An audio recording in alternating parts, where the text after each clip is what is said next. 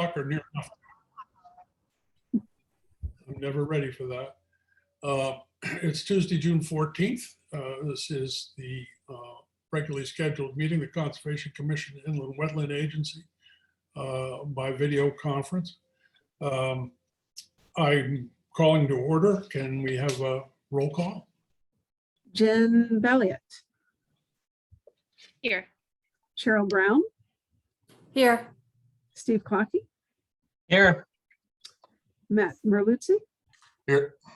And John Mailing. Here. All right, you have 5 in attendance tonight. Okay, we have a potentially lengthy schedule. Just as something to think about, depending on what happens between now and 7. Alexis, maybe we could move number 9 up, but we'll see whether that looks like it can be done or not. Right. But for now, on section 4, receipt and discussion, we have S22-600, 22 Shirley Street, City of Norwalk, DPW. Anybody here? Yes, there are two staff members from the Public Works Department. And I can just give you both the floor if you want. I can share my screen, or do you want to share yours? Whatever is easier, Mario can share. Good evening, everyone. Vanessa Valadares, Principal Engineer, Public Works. We are here in front of you actually for 2 things today, but the first one will be 22 Shirley Street. One of my staff members, Mario Pizzigelli, is here also, and he'll share his screen so you guys can look at the map, and we're going to go through the work that we need to get done.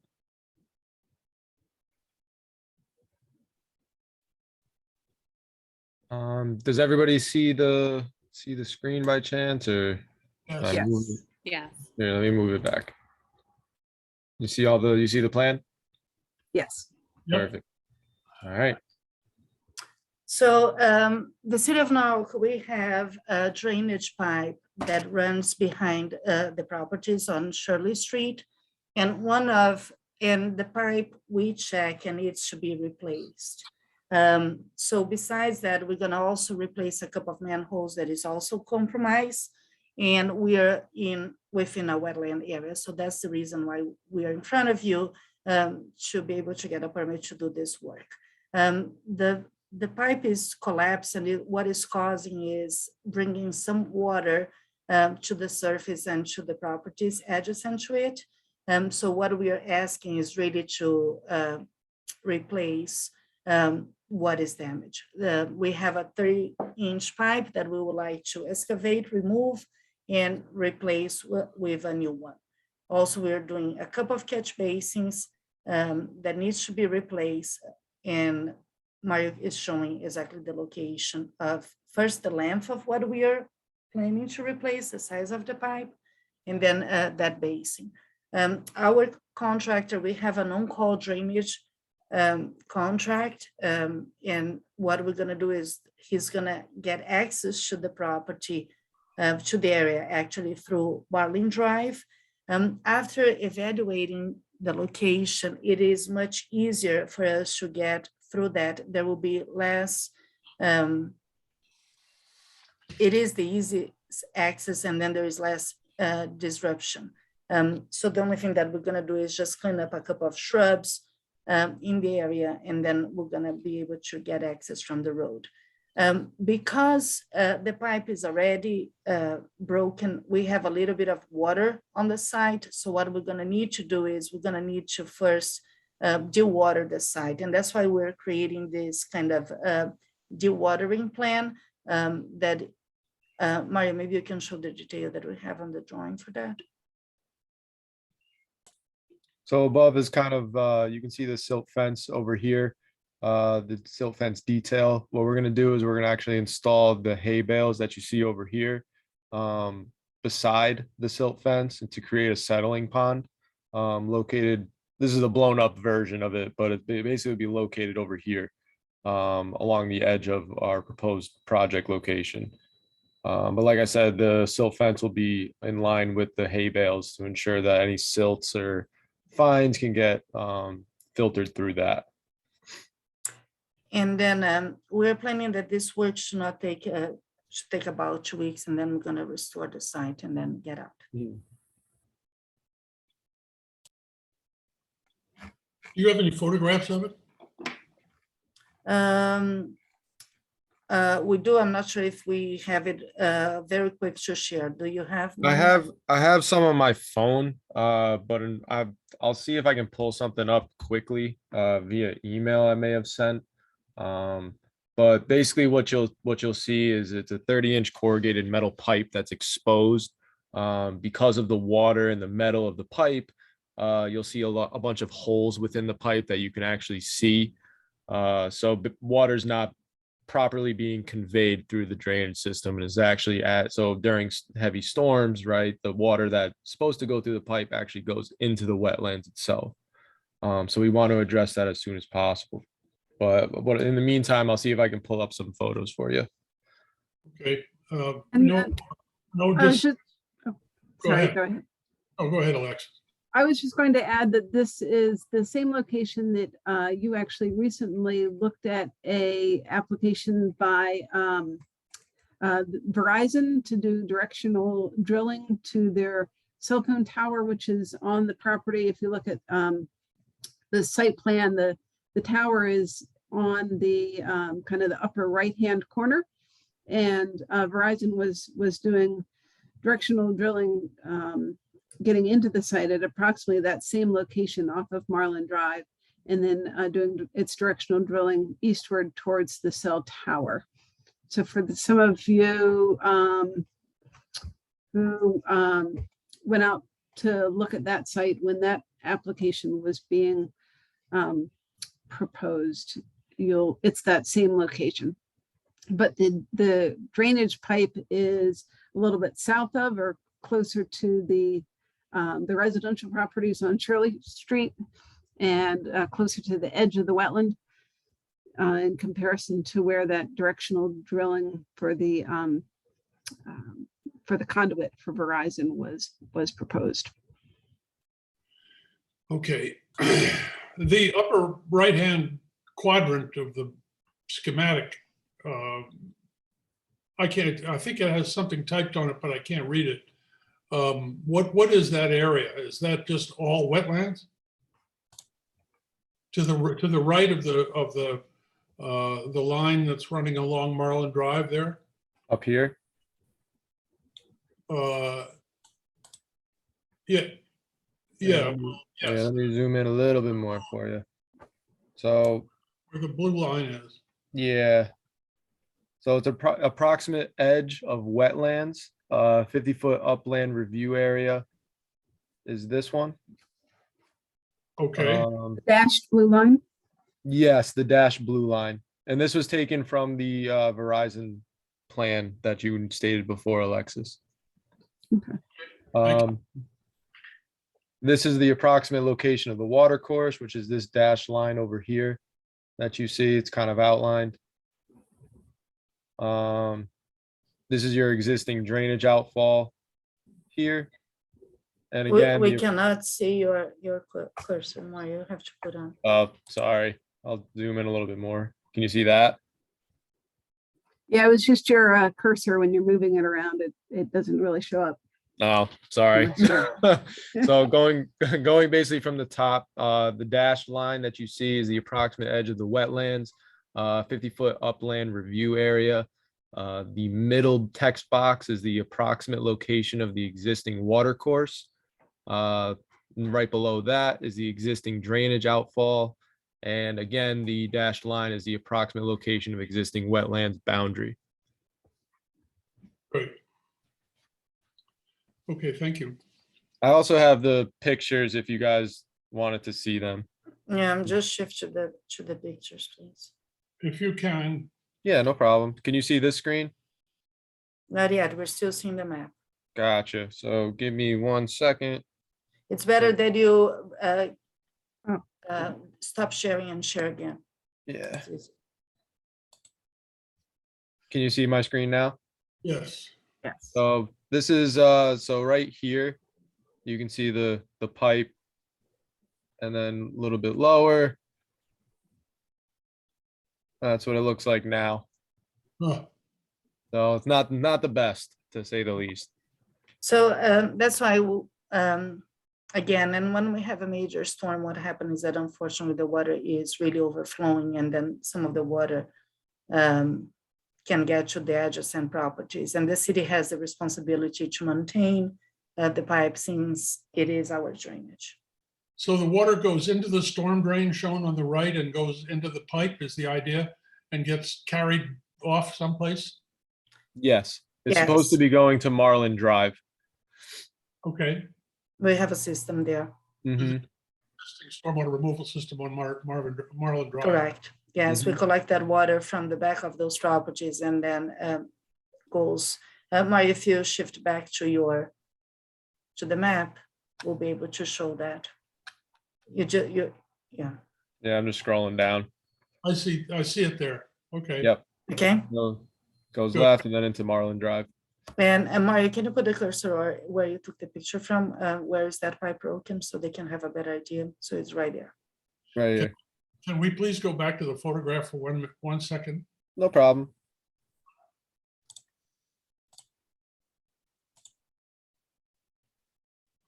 Can you scroll up a little bit to see what's above this? It's all just grasses and weeds. Correct. Yes. Very little. Okay, I get it.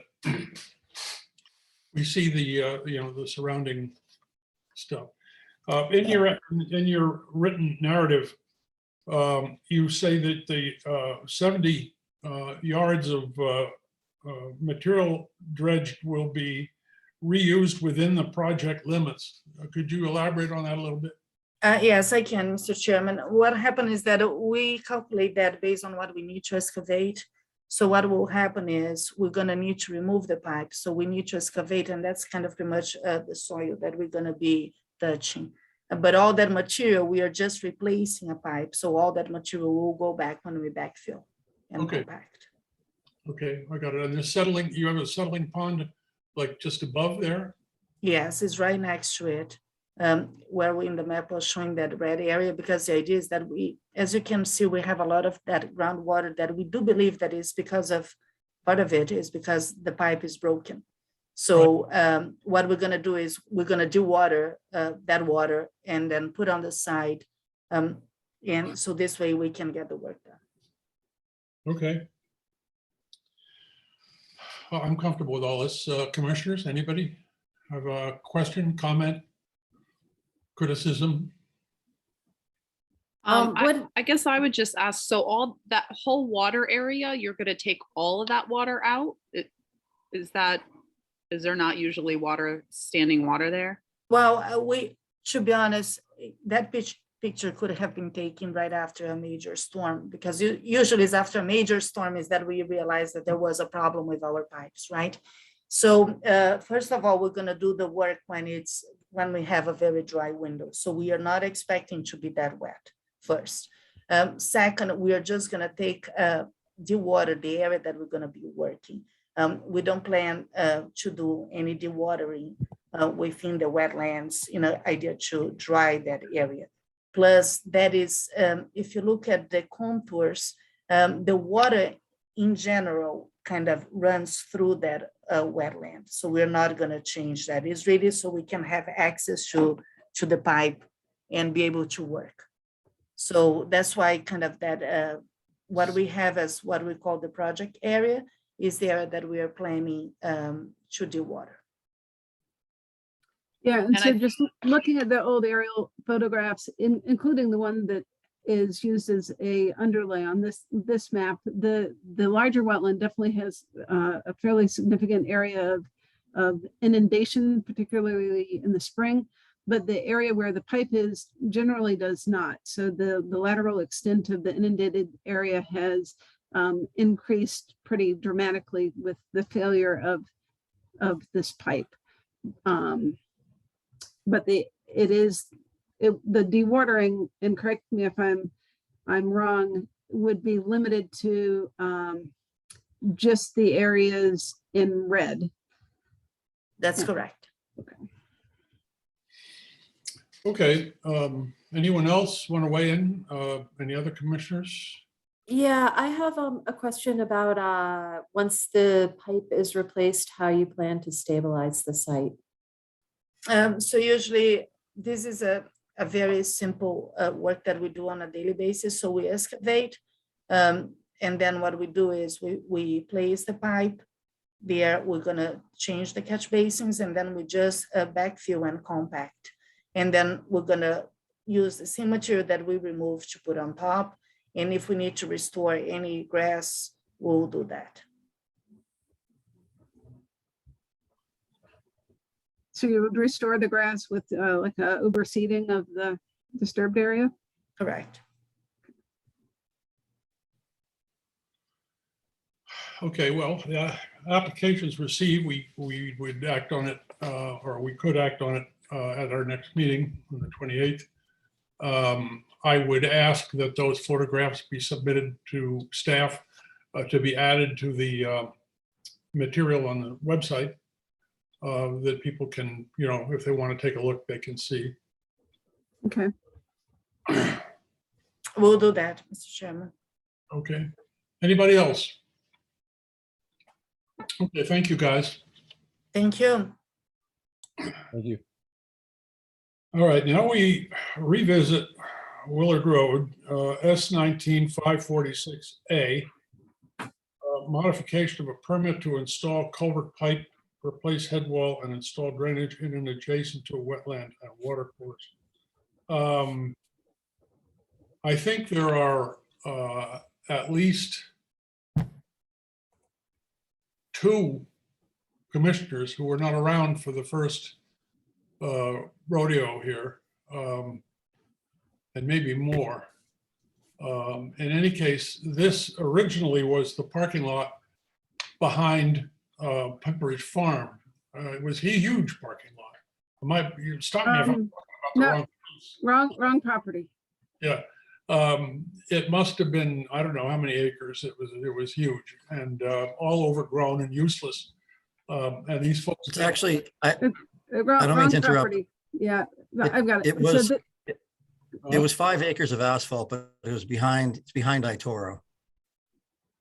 Right, 5 acres is what it added up to. Yeah, it's behind Itoro though. It's behind the shopping center there.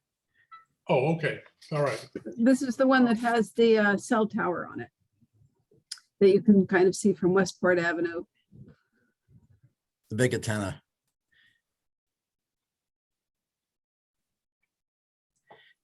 There was an AT&T, or actually it was Frontier warehouse and service center on the site. So I am talking about the wrong site. Yes. Yes, Good you're for talking me. about Clay Fowler's site. Well, I mean, I got to tell you, I had a lot of problem revisiting that other site. Yeah, that one, so you're right, 40 Fullen was on your agenda last week. I had some questions for you for a permit modification. This is also a permit modification.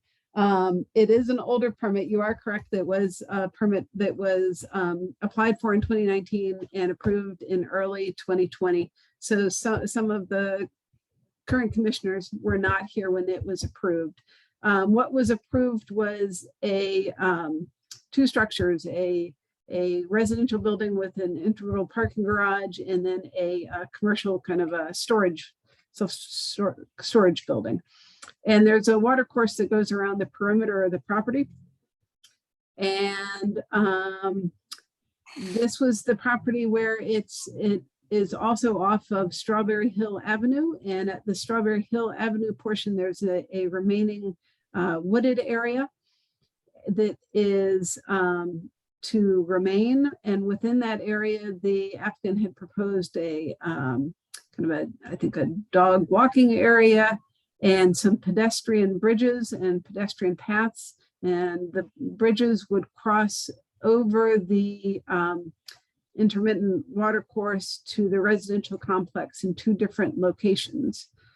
And so what was proposed were these footbridges And those are shown on the approved plan. So on the website, I've added the approval, the permit, and the approved site plan. And what they are proposing, I can share my screen.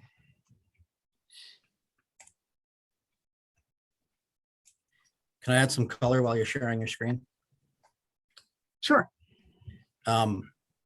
Alexis is very kind in calling it a waterway. It's a man-made drainage ditch that was existing and bisects the site, and we kept everything to the north and to the west of the site natural. And that drainage ditch enters the city storm sewer system it's just off the screen right now, but at the bottom of the page. So it's a free-flowing man-made drainage ditch that then enters the city stormwater system.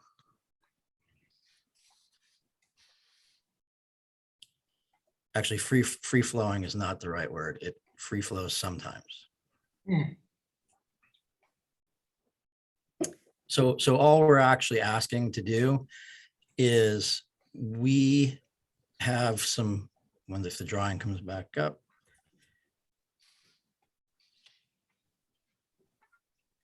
In the upper right-hand corner of the drawing, there has been some, up right there. There's been, from the neighbor to the north is a condominium, and it was built before we had some stricter regulations, and they have their stormwater system just dumps into the land up there. So we're having some water penetration issues up there. So we're looking to add some yard drains in that corner that then go into the existing drainage ditch.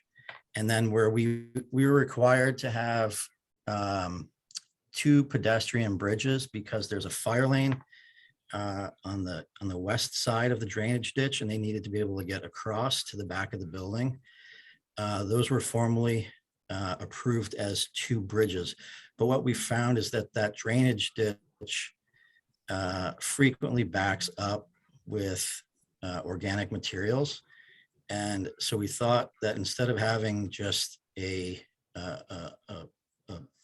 walking bridge, we could make a land bridge and put in head walls and sink a culvert deeper so that we could clean out and keep that flowing, because we just don't want it to get stagnant, which has happened in several times during construction. So basically, all we're asking for in the minor change is to change the 2 pedestrian bridges to bridges over culverts, and to do the drainage in the upper corner. And actually there's an existing head wall where it connects to the city storm sewer. We'd like to replace that as well, because it's actually broken and it's just not in good shape. So we're not asking to do any changes to the wetlands or to anything that was previously approved other than what I described. So your culvert, the head wall at Is right the end there. of the water course. Yep. This would be a new culvert. Yep. This is a new culvert Culvert. with some ancillary grading to get those in, looks like. Yep. Yep. And then a new pipe within the wetland with associated yard drains that discharge at the start of the defined channel. Yeah, although I don't think that was drawn 100% accurately, because we're slightly outside of the wetlands there where we're doing that. I think that the You're way he slightly outside, like it's Where- right along so the you see- building. Yeah, it's basically the pipe goes right basically across that line where the wetlands is, and the ditch as it's represented is a little bit further to the south. But it either way, it's the right concept. It's just slightly off.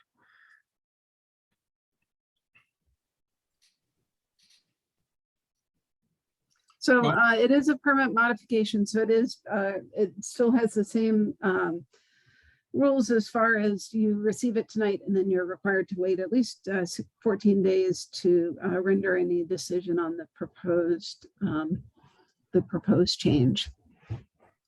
So like any application, I'd recommend that you review the previously approved plan and have a look at the site in person.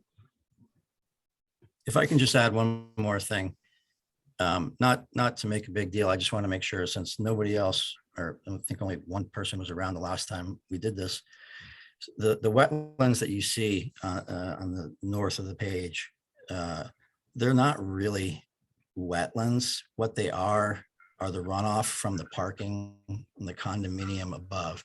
The condominium has yard drains, and the yard drains just dump into our property. They don't go into any city storm system. So what we're really doing is accommodating their runoff. I just wanted the context to be understood. Will the net effect of this be basically that you have an area that's usually wet, that's now going to have its, at least some of the water piped underneath it? And so the tendency will be for the land above to dry out. Yes, and also so that the ditch itself doesn't become stagnant, which happens when the organics build up. We'll be able Yeah, okay, I get that. And the to land, collect those organics because the culverts are sunken, and clean out the culverts. I'm sorry, what's that? the land bridge that you're talking about, the two land bridges that are going to be pedestrian crossovers. What is a land bridge? I know what it's like in Montana, but I don't know what it's like in. It's just the culvert with two head walls, and you have, you between the head walls, you pack it with dirt, and then it'll end up being stone dust Okay, on top. all right. I understand. Commissioners, anything else? Okay, thank you all. I noticed that I skipped over the public comments section here inadvertently as I was preparing my questions about the wrong property. So do we have anybody who wants to speak? With my apologies to them for having to wait this long. No, there are no members of the public present, Okay, so you're all set. all right, then moving along to item 5, discussion and or decision. S22 596 75 Witch Lane, FC Engineering. The description, which is just taken as a summary of the application's narrative, says dredging of existing pond. And it is that description of the property that we wonder about, is my understanding. Can you bring us up to date, please, Alexis? Sure. So at your, I think it was your first meeting of May, you made the decision that the application warranted a outside consultant review. So I did issue a letter to the applicant with the estimated amount to cover that review. And I believe it was on Thursday afternoon or Friday, the applicant did remit the check for that. So I will be issuing a bid tomorrow, a bid request tomorrow for consultants to hopefully submit a bid to do that review. The applicant has given a extension of time. Without an extension of time from the applicant, you would have to open the public hearing at your next meeting on the 28th of June. But the applicant has given an extension of time. So hopefully at your next meeting, I will have an update and we'll have a outside professional wetland scientist at least have gone out to the site and starting to do a review. But we are not obligated to have a public hearing next meeting. Correct. You have an additional 65 days, though I would hope that we don't need that full 65 days. It'll be Christmas. Okay. Very good. That's where we are. We're making progress. Moving on to S22-597, 144 Patrick Tavello. We discussed this last time. Right. Staff prepared a this. I think it would make sense to just quickly summarize this, Alexis. We've got a very Sure. small piece of formally described wetlands that the applicant makes a case for removing. Right. So the application was received at your last meeting, and as you noted, they are proposing to do some improvements in the rear yard, a detached garage, a pool, a spa on a terrace. Also within the rear yard, the rear lawn area is a small pocket wetland. It's about 175 square feet and is currently maintained as lawn. And the applicants proposed to basically remove that wetland by using a portion of the fill that would result from the excavation of the development activities to have that that overfill be deposited on the rear yard, including the wetland area. So at the last meeting, there was some discussion regarding the functions and values of the wetland pocket, or more accurately, the lack thereof. And those members present at the last meeting, it appeared that there was a general consensus that you were okay with the proposal. So I did draft a staff report based on that conversation. If you were to approve it, obviously there would not be any more wetlands. So the draft resolution does not have any conditions for approval. And that's kind of where it is. The applicant and the applicant's representative and wetland scientist are here if you have any additional questions regarding the wetland or its existing characteristics. Okay, well, speaking for myself, this is only the second time in well over 5 years that I've been motivated to sacrifice a wetlands. And I'm sorry to have to do it, but the fact of the matter is that it's an impediment and it's not functioning the way the wetlands that we depend on function. So with discussion allowed, I would like to make a motion to accept staff's recommendation as outlined in a memorandum of June 7th on S22-597 to grant the permit application. And now the floor is open for any discussion or any questions or any comments that. Need a second, and I'll give you a second. Now we can discuss. Moved and seconded. And Thank you. anyone have any reason why this shouldn't go forward?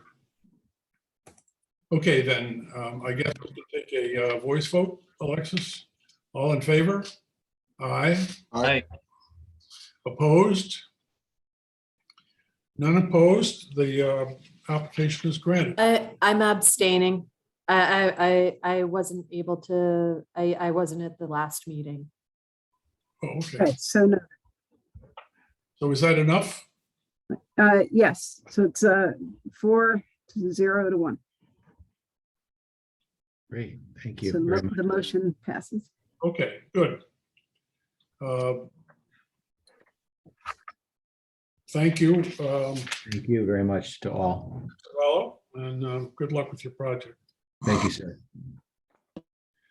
Okay, I have a sidebar question, Alexis. In the matter of fees, does an application go forward regardless of whether the fee is received for the application?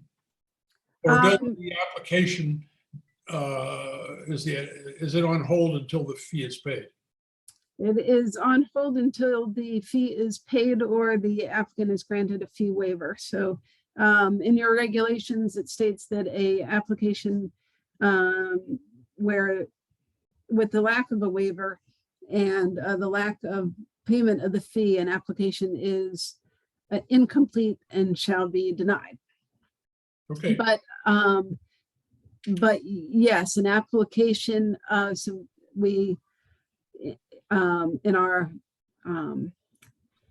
policy is that an applicant submits a complete application. And so that would be the form, site plans, a narrative, and the application fee. so any incomplete application, Yes. once it reaches the 65 days, is automatically denied. No, you would have to, you would deny it, right? And there may be circumstances that change that, but everything else being equal, an incomplete application eventually, if it remains incomplete, and there's no existing circumstance to change that, then it would be denied. Okay. Right. Any incomplete application, whether it's incomplete due to the lack of the fee or for enough information for you to make a fair and informed decision, I would recommend that you deny. Okay. Okay, moving along to S22-599, 20 Lancaster Drive. Pond dredging, there were a lot of questions raised in the information that was on the website. And I presume they've all been addressed.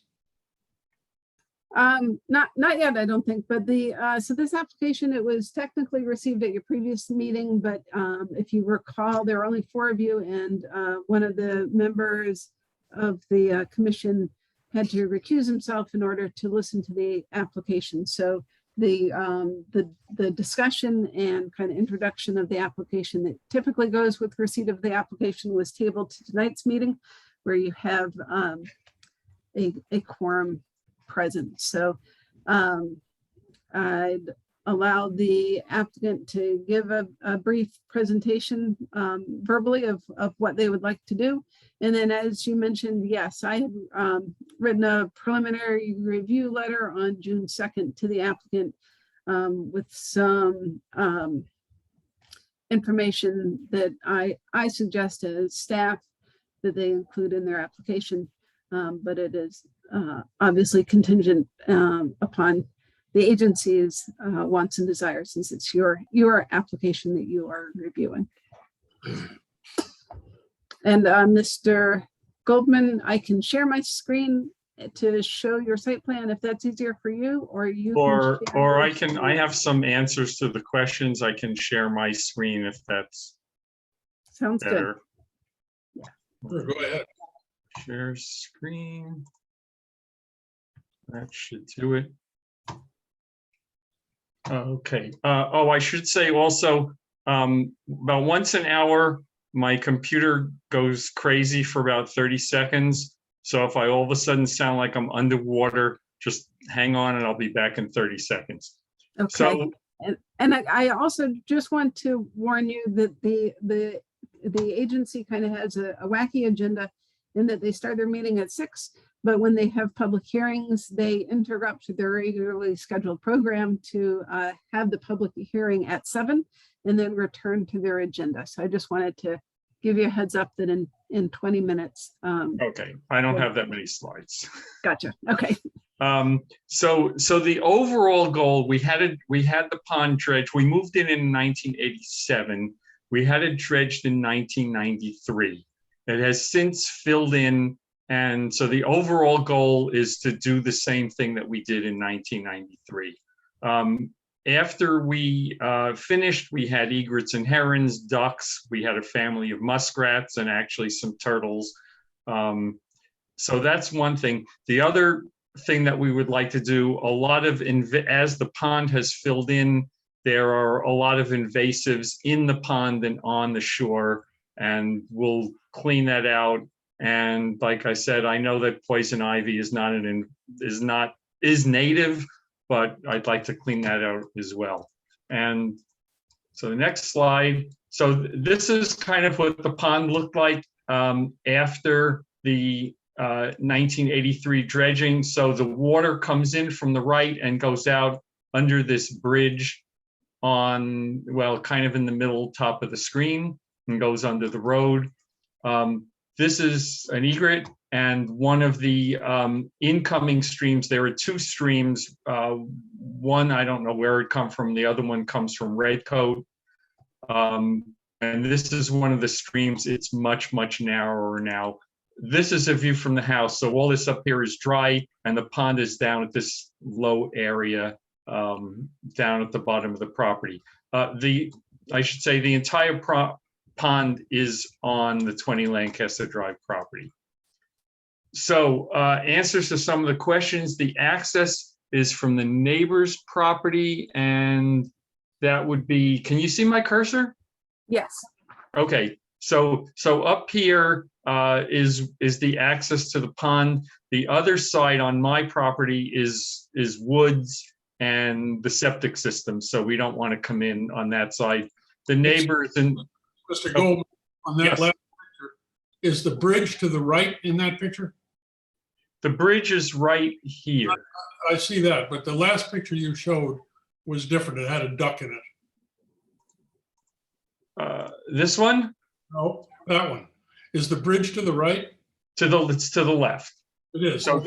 So this is so at the tree line becomes the neighbor's property. So the other shore is also my property, but we just go into a little bit of the neighbor's property just to come down to the pond. Okay. So that's the answer to that. There was a question as to where the fill area is. It's entirely on our property and in the same place that it went in 1993. In 1993, there was a pool that I had taken out. There was a pool when I moved in, and we used the fill to fill in the hole where the pool was, and the new fill will just go in the same area and just build it up some more. Now, there was a question in the form. I said wetlands altered, and I think I said like nothing. I meant other than the pond. So should I be fixing that where the wetlands altered should include the pond? Yes, I think so. Okay. All right. So I'll just fix that. So I'm just. So the wetlands includes the pond. Well, so Well, that's what I wasn't sure about whether, and that's why I put that the only wetlands was that being disturbed were the banks. right, But if, and so but if the wetland includes the pond, well, okay, then I'll just increase that number. no, so you have your pond area, but then you have your wetland area all around the pond. Right. So it's that area, which I don't believe is 0, but I don't know. Okay, but altered, so I interpreted that to mean permanently altered. Does altered include during the construction? Yes. So Okay. during it's the activities that are being regulated. So it's the any activities. Okay, so during the construction, and should it include the pond area or not? It does not need to include the Not the pond. pond. Okay. Okay. The access for the work is expected to come down from the bridge. Is that correct? Not quite. Let's see. So the bridge is here, kind of right at the top where my cursor is. You see that? The Yeah. the access area is to the right of the bridge. Okay. And then they come down across that open space there and put down a log road. Is that the idea?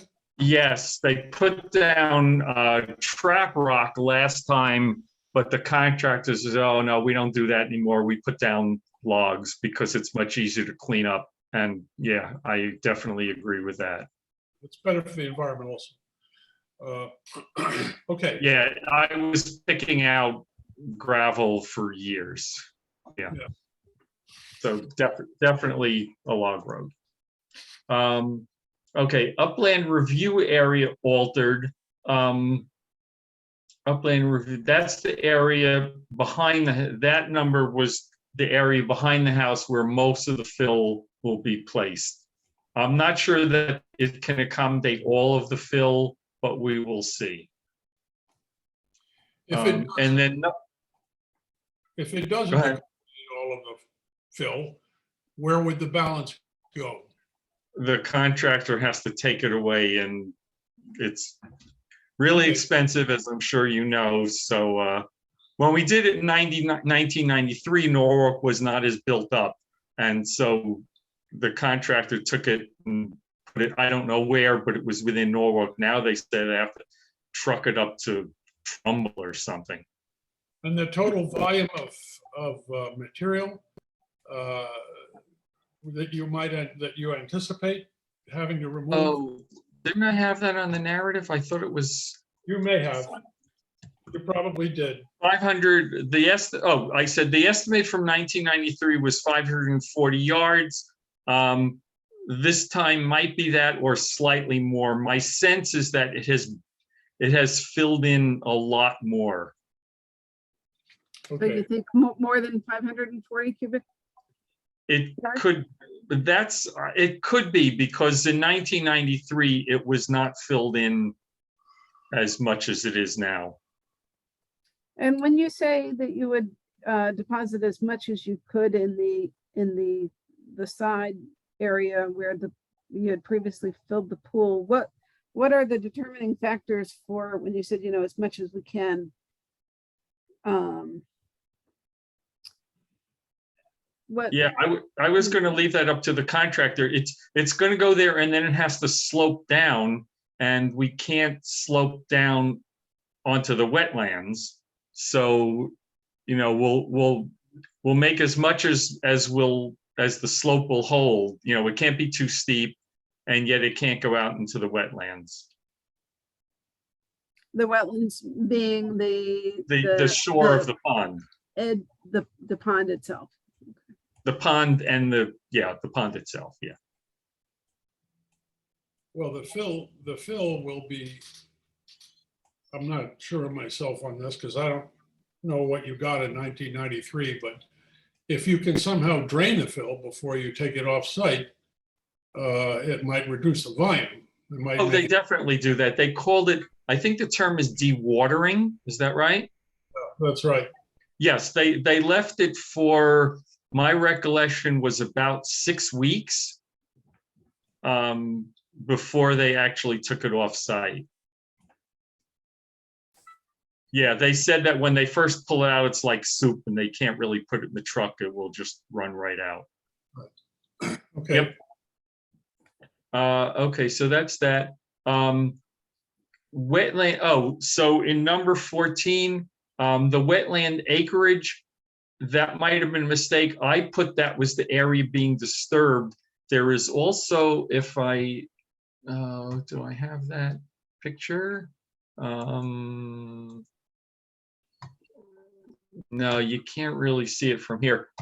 So way off to the right, past this picture, there is woods and the two streams that are feeding the pond.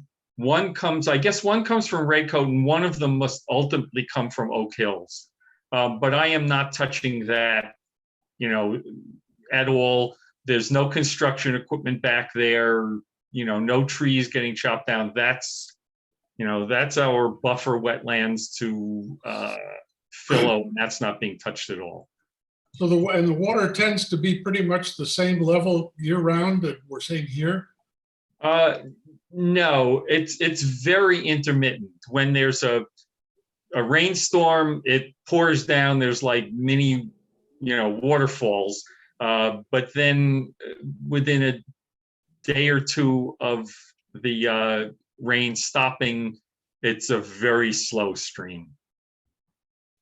And it stays more or less the same acreage that we see in this picture. The pond stays the same acreage, yes, because the height is determined. So what you can't see, and you can't see it now because it's gone, where my cursor is here, there is a culvert that goes under the road. And then just to the bottom right of the culvert, we will rebuild the dam, which is, it's a rock wall. It's on the And other side of that's the other side of the road. The other side of the road is not my property. That's 21, I believe. Okay, but 21 has agreed to rebuild the dam, or The dam is entirely on my property. it is? Yes. Okay, but it's on the other side of the bridge. No. The dam is on. So this picture is from my house, and the dam is on this side of the bridge, just where my cursor is here, just before the culvert, maybe 2-3 feet from the culvert. Okay, So the dam is entirely on my property. And, we know that, even in dry times, we have to maintain some flow down to the wetlands that are across the road on the neighbor's property. So the contractor will know that it can't be, a solid, waterproof dam. well, it looks like it's flowing over the top of the dam now. Oh, so the contractor last time just piled up some small rocks, and as soon as the first big rainstorm came, it washed away. So is it appropriate to ask your opinion on, because I have contractors that have proposed different ways? Am I allowed to? As far as the dam is concerned, Yes, can I ask your opinion on what you would prefer? well, you can, but it's something that comes under the purview of the state, depending on their definition that it's a dam. Mhm. We're not allowed to do anything with dams at all. Right. Completely. Yeah, so it's not there right now. It's a pile of rocks that have washed away. Well, then maybe they don't care. I don't know. I mean, Okay. Alexis, does it have to be reported to the state? So the state regulates dams of a certain size. I mean, if there is no longer what you're calling a dam there, then perhaps that's why there's not much of a pond there. Right. So you are seeking to change or rebuild a dam to from today's conditions increase the amount of water that is impounded upstream of the dam. Right. And just for people who haven't seen it, we're talking about 4 feet wide. And about how tall? It's so the way that that it's graded, when the pond is dredged, it's dredged gradually. So there's a shelf. It doesn't, fall off like a cliff. So at that point, it will probably be 2 feet deep, and then the dam will be maybe 1 foot over that. So perhaps 3 feet deep, 3 feet high, about 2 feet underwater and a foot above the water. Well, I think as commissioners, we would defer to staff on this. We're not in a position to say, okay, do a concrete dam or do a dam made up of boulders or do a dam that looks like a beaver dam or whatever. We're not really in a position to recommend that one way or the other, I don't think. Am I right, Alexis? Right, so it'd be up to the applicant to propose, and just going back to dam, since it's not regulated by the state dam safety division, I'm fairly sure you would be the one that would regulate the activity of diversion or alteration of the water course. So it is an activity that you regulate as far as you know, the amount of water being held, the height of the dam, and then the way that the dam is constructed. That would be part of your review. Well, Okay, then I will just, if you don't have a preference, I'll just leave it up to the contractor. I had 3 contractors. They each proposed something slightly different, and I'll just leave it up to them. I'd get back to us because ultimately it will be an activity that we need to be involved in. Okay, You All know, right. you can get the best recommendation you can get, whether it comes from contractors or whatever, but when you finally make up your mind, then you come back to us with that. And then, okay, and then we can, you know, give you a green light or whatever. okay, I sure will. Okay. Okay, so that's that, and then, so the clarification, one of the questions was the grading. The grading in that map D is not the before. The grading on that map D is the after. So in theory, that's the grading that's there now. And what we're proposing is to raise the flat area. The slope at cross section 0 and 8 are current. The contractor that we had last time, will not mention names, they made a mistake. They took away too much material, and then they didn't have enough material to slope the rest of it. So there's a bit of a cliff there. And so that area at the other cross sections, I think it's like 48 and 52, they will be sloped as per the 1993 plan. So we'll get rid of the cliff and just slope it down. Okay, Mr. Goldman, we So- apologetically interrupt you because it's 7 o'clock and we need to go to a scheduled public hearing on another matter. And if you're willing to hang around, we can bring you right back up again as soon as the public hearing is over.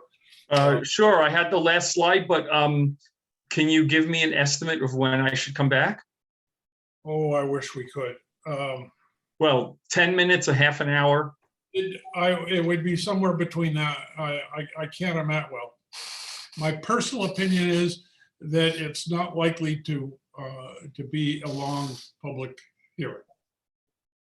But whatever that however that works out. Okay, so I'll eat dinner afterward, no problem. So I'll put you on mute and just hang around.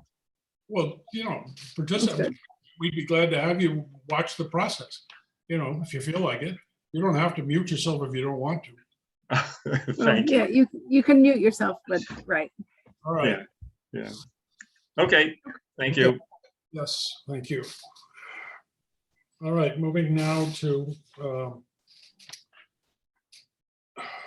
6 S22 598 West Cedar Street Bridge at 5 Mile River, Norwalk DPW. Replace the existing bridge and abutments at the 5 Mile River. Alexis? Yes, so this application was received at your last meeting. It is a significant regulated activity, which does require a public hearing. You scheduled the public hearing for tonight. The legal notice of the legal notice did run in the local paper, the Norwalk Hour, the previous 2 Thursdays. And then additionally, the applicant has provided me with proof of notice being mailed to all abutting and adjacent property owners as well. Okay. With that, the applicant is here just to review your typical public hearing procedure. The applicant would provide a brief but yet complete description of the proposed activities. The commission can ask questions at any time. If there are any public members of the public wanting to comment, we will let you know if any appear. Right now, there are none. And then based on any comments that are perhaps received, the applicant has the opportunity to do a rebuttal. And then the agency can make the decision whether to close the public hearing or to leave it open for any reason.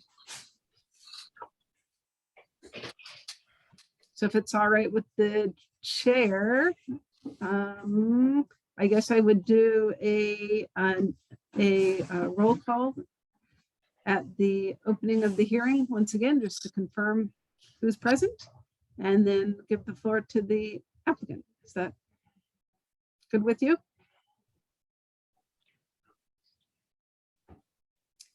Okay.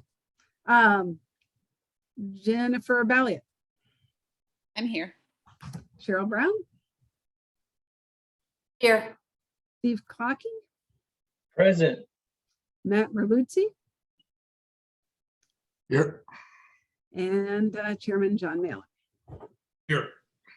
All right, thank you. Applicant, I think you have the floor.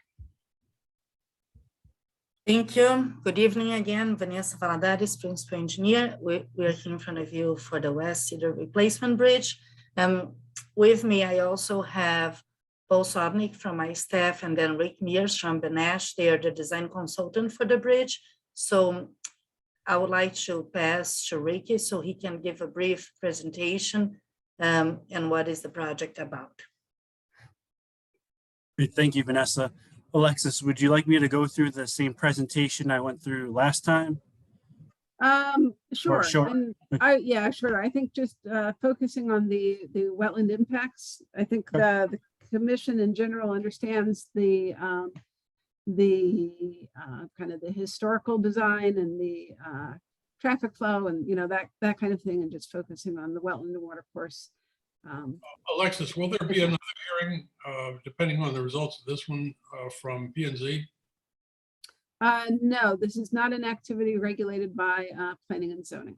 Okay, so anybody who has a comment on, I don't know, design of the bridge or whatever, this is their opportunity to do. Mr. Chairman, may I just add that we went for a public hearing during the design phase that is required by DOT. So we are just, what happened is that because of the, again, and Rick will explain to you, but one of the things that we are in front of you is that we try, after the public hearing, we understood that we want to keep the same look of the old building that we are replacing. And we're proposing an arch bridge to replace that. In order for us to build that arch bridge, we're going to need to leave some piles into the river. And when we went through the deep process to get our permit, we got kicked back to start it again. And we have to go through a more extensive permit. So that's the reason why we're in front of you. Again, we went through a whole public hearing. We have public participation. The adjacent properties were notified. There is some right-of-way involved that the state is taking care of it. And we have all that pretty much resolved. We have pretty much a 90% or close to 100% design. The only piece that is missing for us is really the permit. So that's why we're here. And so I believe that we were able, on the design that you guys are gonna see, we were able to incorporate all the comments from the public from what we heard before. Thank you. All right, can everybody see my screen here? Yes. All right. So thank you, Vanessa. I mean, we know, you guys know where the project site is. It's West Cedar Street Road, or West Cedar Street over 5 Mile River, just the southwest of Norwalk Community College. I won't go through all the existing bridge data, but essentially we need, from a hydraulic perspective and from a roadway geometrics perspective, we need to make the span length of the bridge longer to allow more water to flow through, to minimize flooding of the roadway, and we need to make the bridge wider to accommodate roadway geometrics. And we also have to raise the profile of the road to accommodate design speed of design mile per hour of 25 miles per hour. The bridge is eligible on the National Historic Register. It was built in 1910, which, as Vanessa alluded to, the public really wants something that is very in keeping with the existing bridge look and feel. The existing bridge is a masonry arch, and the proposed bridge is going to be a reinforced concrete arch, but it's going to have masonry cladding all around to simulate the look and feel. So just some hydraulic information, and then I'll jump to some wetland stuff. It's currently inadequate to pass the 10-year, 50-year, and 100-year design storms, and the bridge is scour critical. And it's located in a floodplain and a floodway.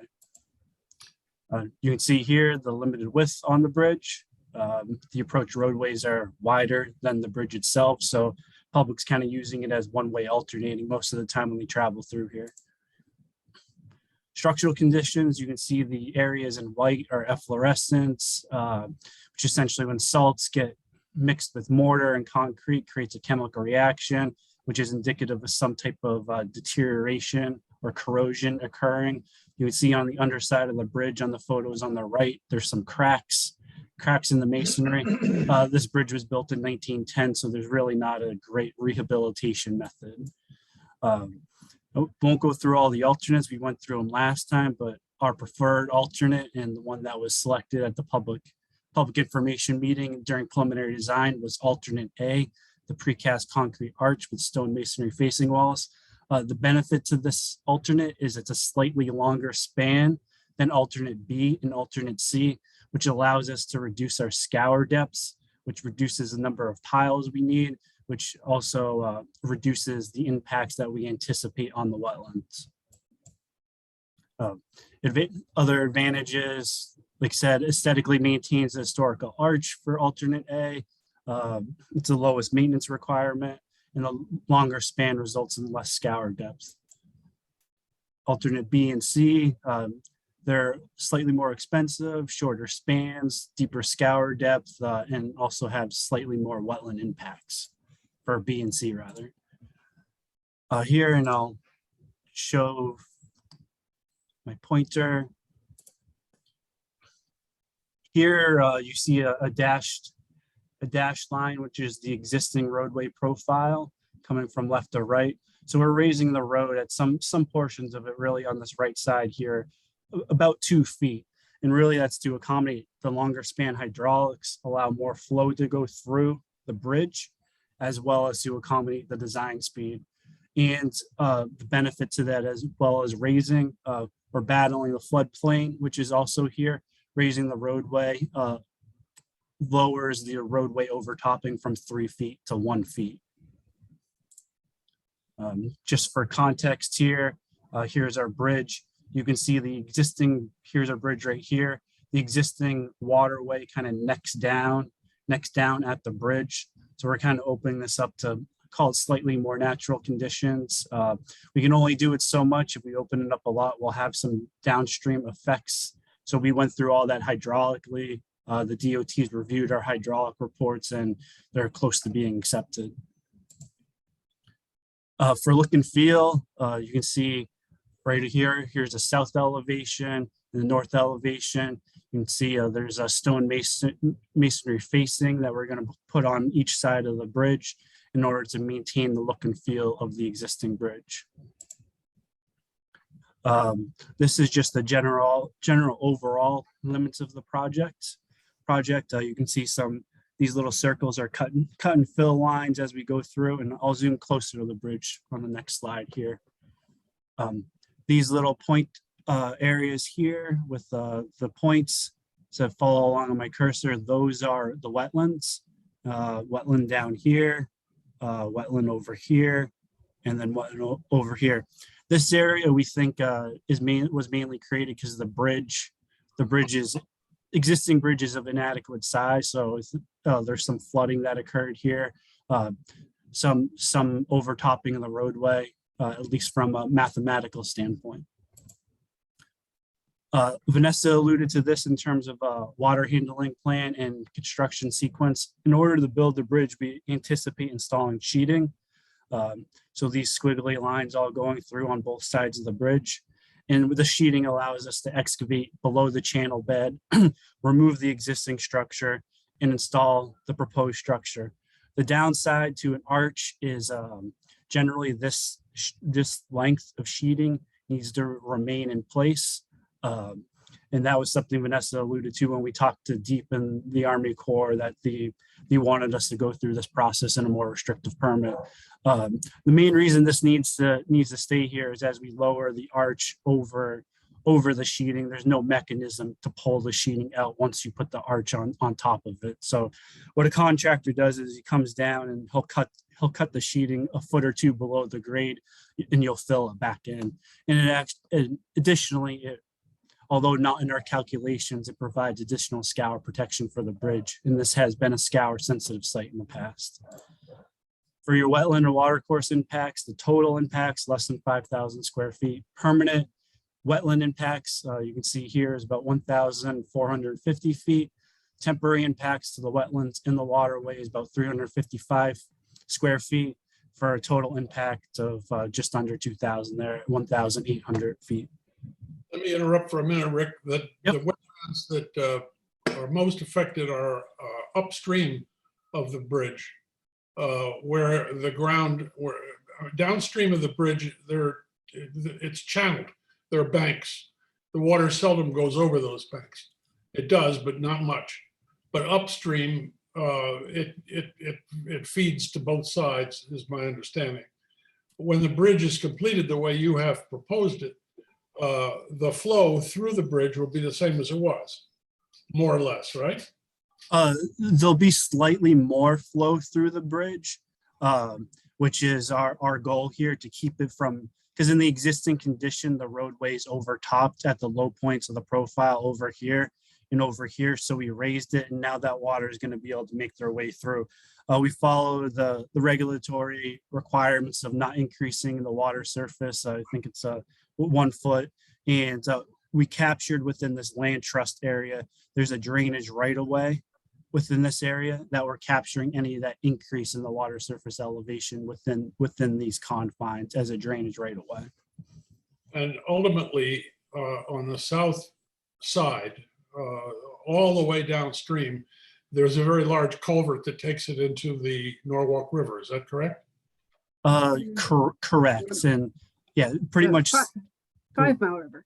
Yes, 5 Mile. Yep. 5 Mile River? Okay. Correct. Yeah, 5 Mile River. Yeah, and south of the bridge here, essentially, the water is gonna go back to what it was in its natural condition prior to our project. It's really increasing flow at the bridge, and downstream from the bridge, everything's gonna remain as is.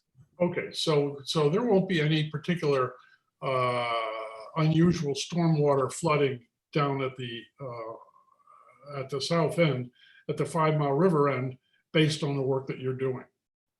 And if the wetlands will stay more or less the same, they might drain a tiny bit, Correct. but not enough to cause damage to them. Correct. We have our main permanent impacts is in this area here, but the wetlands down here and on the other 3 corners of the bridge are remaining intact. Okay, thank you.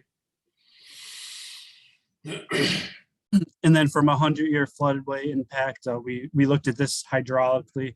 We do have fill in a floodway, but our hydraulic analysis, we didn't increase the water surface elevation beyond what's allowed in the regulations. Vanessa alluded to this in terms of schedule. We were anticipating originally construction to be sooner, but when we went and talked to Deep in the Corps, they put a more restrictive permit on us. So construction's anticipated in 2024, but from the purposes of our design, the design's anticipated to be completed this summer with the permits to follow. Okay. With that, open it up to any questions the commission may have. Commissioners? When did you get to be so handsome? Oh, yeah. It'll be nice. Sooner or later, somebody's going to say, I'm sorry, I want to cross the bridge. And somebody else is going to be coming and there isn't going to be room for both of them. So it's a race between now and when that happens. Okay, Alexis, There are, closes all comments and involvement at this point. But we need to wait another, by law, we have to wait 2 weeks before we talk about approving this, right? no, so you have, just want to confirm, there's no one in attendance from the public. So your first step would be whether you need any additional information from the applicant and to close the public hearing or leave it open. And then once you've closed the public hearing, I mean, yes, so typically you don't make a decision without a draft resolution from staff, but you're not required to wait for that if you don't want to. I think it would make sense to wait for it. Anyway, does anyone on the commission have any further questions or comments for the applicant? When do we go over the plan for replanting the 5,000 acres of wetlands? You said that, I assume that will have to be renaturalized, right? For the disturbed wetland areas? Yeah. It's not 5,000. It's let me double. It's 1250. Okay. Yeah, 1250. And based on our original review of the site, the reason that those wetlands were created was the existing bridge wasn't long enough. So it's kind of, that's a low point. So the water, it kind of floods in that area. And so Mr. Chairman, would you, is there a plan for reseeding the disturbed areas adjacent to the river?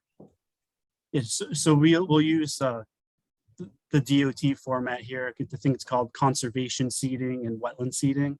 We'll use that outside of the area or along the slopes that we impact, but there wasn't like plantings planned beyond that. Okay. Ricky, remind me again, the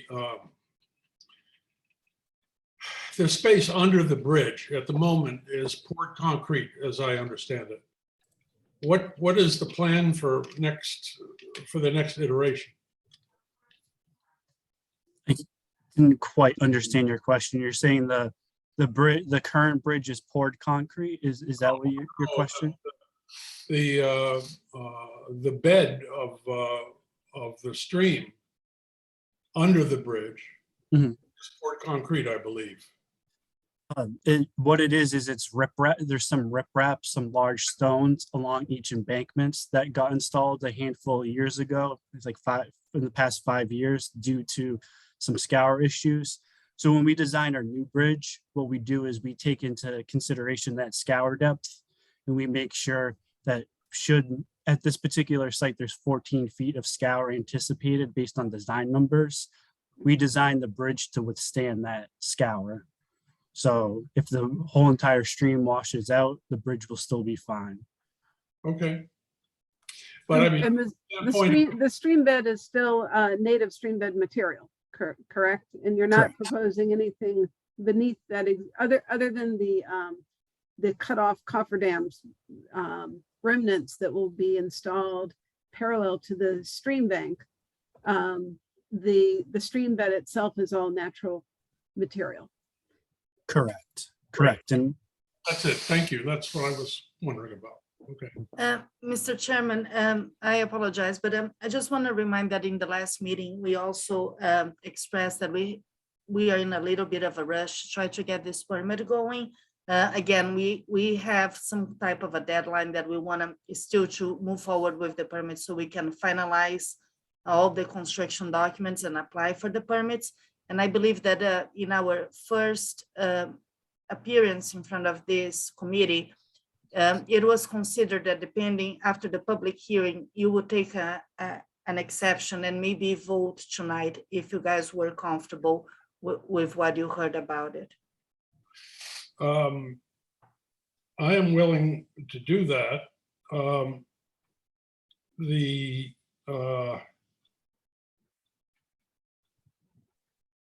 next step after we would close the public hearing, Mhm. allow Mr. Goldman to finish his presentation. And then I could make a motion to grant this application, and the commissioners could discuss it and decide whether they want to agree to vote for it or not. Is that process work, Alexis? That is the correct process, I'd say. So if through, which I think would be a very unusual circumstance,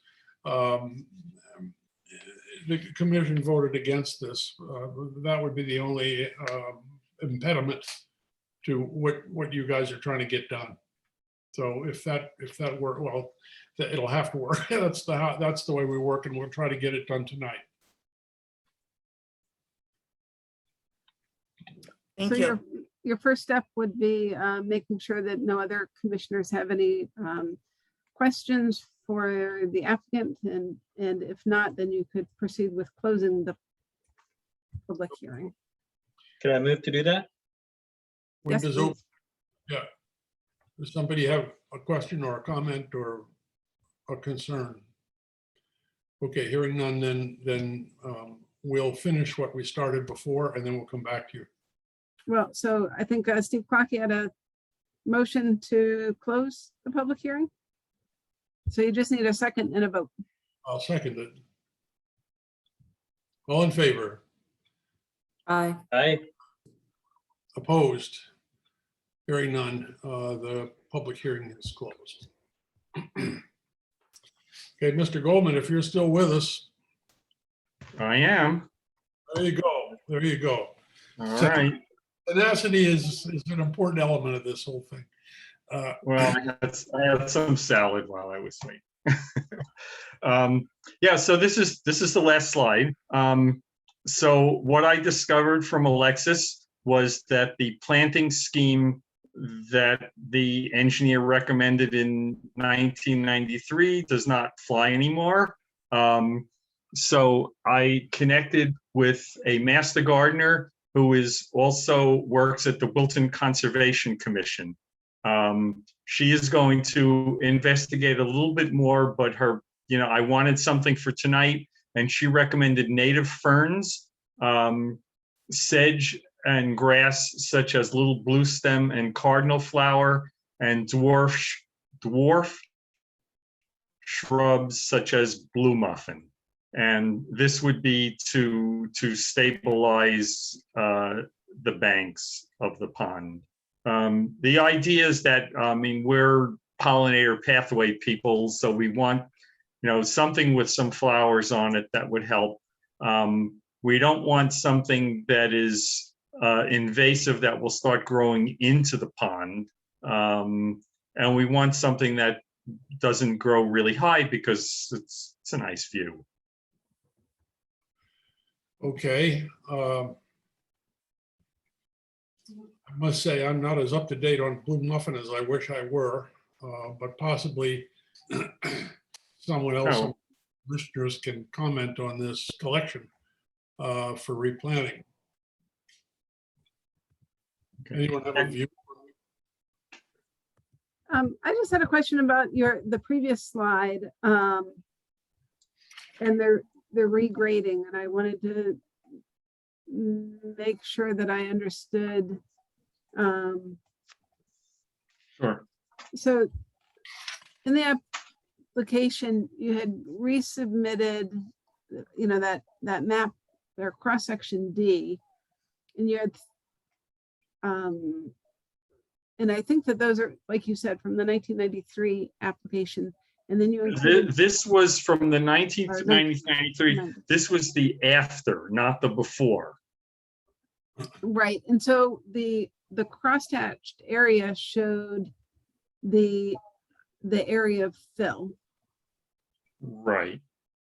And so I'm just trying to, and so you had, as you mentioned, you had a hole there where the swimming pool was, and then a slope down to the pond. Would you, and so in 93, the fill resulted in an expansion of kind of the more level area to the immediate side of the house, and then a slope down towards the pond. Would your filling be just in the flat area, or would you also expand that slope? I don't think we can expand it too much, because then it would go into the wetlands. Am I right there? Well, yeah, again, I'm not exactly Yeah. sure where the wetland is, but I Okay. mean, from So, my, so it might extend a little bit, and in the area, so this after, as I said, the some of the cross sections are current, some of them, they didn't slope it. So it's just like, it's like a cliff with a couple of boulders holding it in. So that would be sloped a lot more. It would be sloped to agree with what you see in these cross sections. And then the flat area would be raised. Yeah. okay, and about how much would that flat area be raised? Like ballpark? I'm just trying to get a scale. Ooh. 3-4 feet, But something you're like not that. proposing like a retaining wall to keep that in. It would be a, The slope would keep it in. And I will say, I mean, originally we were concerned about, will it all run back down before it's planted? But that pond muck, I mean, when it dries just a little bit, it's like concrete. I mean, we had to put topsoil on top of it in order to plant. So I was concerned about it, eroding, but it doesn't move.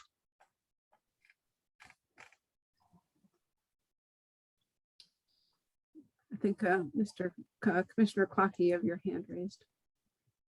I was just going to say that, with these questions that are being asked, I think it would be helpful to have current drawings. I know what was done in 92 may have been okay back then, but especially with regard to other applications we've received that are similar, where we've required third-party analysis. I don't know, I just feel like it would be weird for us to approve this as it's being proposed without having those other steps. Sure. I And can I know just, you're not trying to get away with anything here. I don't question your intent in the least. I just want to make sure we're, being consistent in our feedback. sure, I can update them. That should be really easy. That's great. Well, yeah, involving a professional engineer might be even better, but I don't think we can require that. But yeah, I do think we need a little more professional insight in one way or another. Okay. Yeah, I think we've addressed a lot of issues, I think positively. And now if we could just have a schematic which kind of collects all of that into one spot, it would be extremely helpful. And that could include the dam. I wonder, before we get away from this, we already did get away from the one with the plantings in the blue something. And this was a quick thing. I mean, she's a master gardener, and she said, normally she goes and studies it before she proposes anything. But I spoke to her last night, and she said, based on what I described, often wet, partial sun. These were just some preliminary things for tonight. I would. By the way, the blue muffin is a viburnum. It's an arrowwood viburnum, which is native to the Northwest. All right. Okay. Well, that's fine. But I would love to try to defer here to Commissioner Brown, who is pretty sharp on this stuff, to just get a general feeling as to whether or not this makes sense. These are natives, and Commissioner Clocky is correct. That's a viburnum, viburnum dentatum, which is arrowwood viburnum. So it's just it's a cultivar of it. So I don't see any issue with that. I would like to see an actual planting plan. And I do have a question. Do we have a delineated wetland? Do we know where the wetland line is, and as opposed to where the fill is going? And you know what the extents of the fill would be in the upland review area or within the wetland? Not yet, no. No, the fill within the wetland, when the dredging equipment comes in, it, you know, it compacts and, I don't know the technical term, but it does disturb that area along the banks. So what they did last time and what they propose to do this time is when they're done with the dredging, to put the banks the way they are. So that wetland would be temporarily disturbed, but then put back, you know, the way it should be. Now I have a question. And my question is, are we sure that this fill is outside of the actual wetland edges? Will it be in the upland area? Do we have a line, or Alexis, how much information do we have on the actual like extents of the wetlands along the pond? No, there is not a there's not a field delineated wetland line. I can, I'm just going to share my screen real quickly. There it is. That looks familiar. So this is just a base map. The only information we have is the estimated wetland line. The estimated wetland line is the USDA's Fairfield County-wide wetland survey. So it's not really meant to be zoomed into this scale at a property by property basis. These are 5 acre and larger soil classification units. But just looking at so this is the estimated wetland. The brown lines are topography, and then obviously you have your pond and your as Mr. Goldman mentioned, multiple water courses coming into the pond. And I guess the unknown is the extent of wetlands on either side of the pond, both as far as your access to the pond, but then, as you mentioned, Commissioner Brown, is the area where the proposed grading is. And so this is, it's turned to its side, so that the outlet is up here, and Lancaster Drive is on the left. Here's the house. What I'm pointing to is the 1993 approved plan. And then the general area of grading is here. These contours show kind of the whole of the previous pool area, and, you know, grading ending somewhere, you know, in these various locations. But some of these, I would say, are likely within the wetland itself. And that's why I was trying to figure out the amount of grading. So these are some of those cross sections. There it is. Yeah. 52. So, sorry. Let me go back to wrong way. Sorry. No, I'm not used to looking at them like this. And so here, these are the station numbers. So here's 37 there it is. and 52, 37 and 52, and that was number 37 and number 52, and then 62. So these 3 cross sections that were submitted are the northernmost cross sections. And then, so this was the grade in 1992. And then this is supposedly what was more or less done after the first pond dredging. And so I was trying to figure out how much, if you're going to go up 3 to 4 feet here, then how much fill is going to extend further than what's shown on the plan. And I think the idea is that we will minimize that. Right. But you still have you know, an angle of repose where you have Right. stable material And so I'm just trying to figure out how you get 3 to 4 feet without increasing that angle of repose dramatically, or if that's not increased, then your toe of slope extends towards the wetland. Right, the slope would extend a little bit to the left.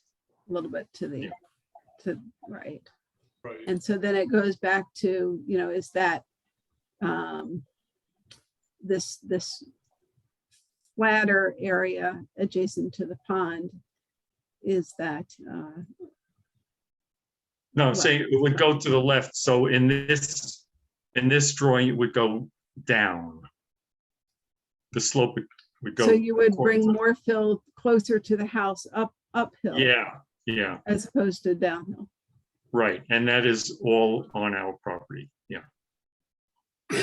And so, well, again, I would recommend that the wetlands be delineated, but in addition to the pre-existing conditions and the existing conditions, perhaps on these, you could show the approximate location and approximate depth of fill, Sure. just to get a better idea of Okay. what's being proposed.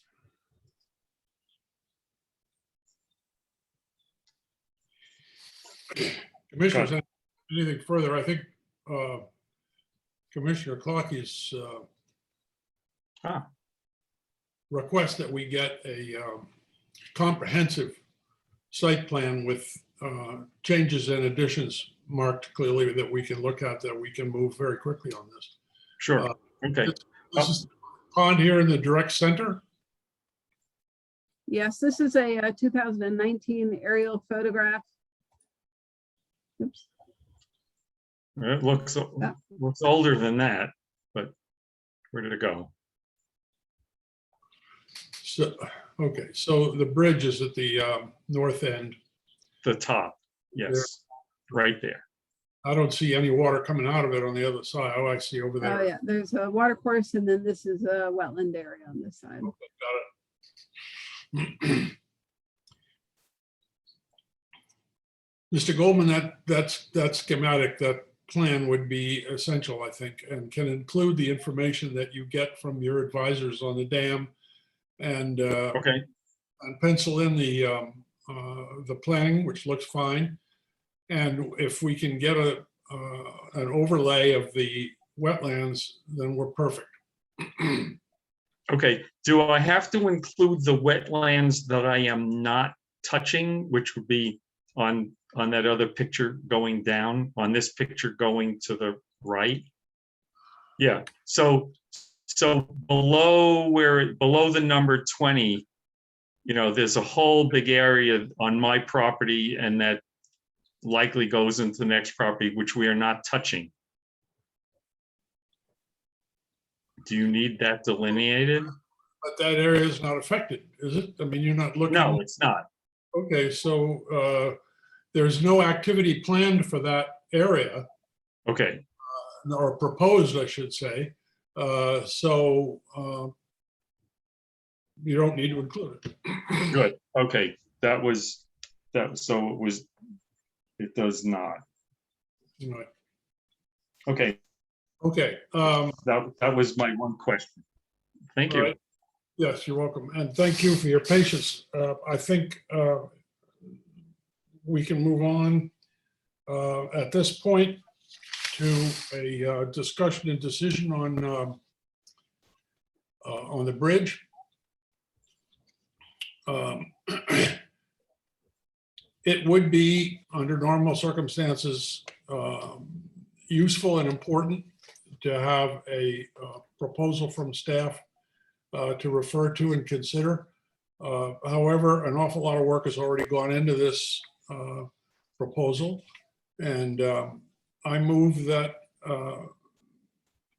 S-22-598 West Cedar Street Bridge at 5 Mile River, that the application be granted, and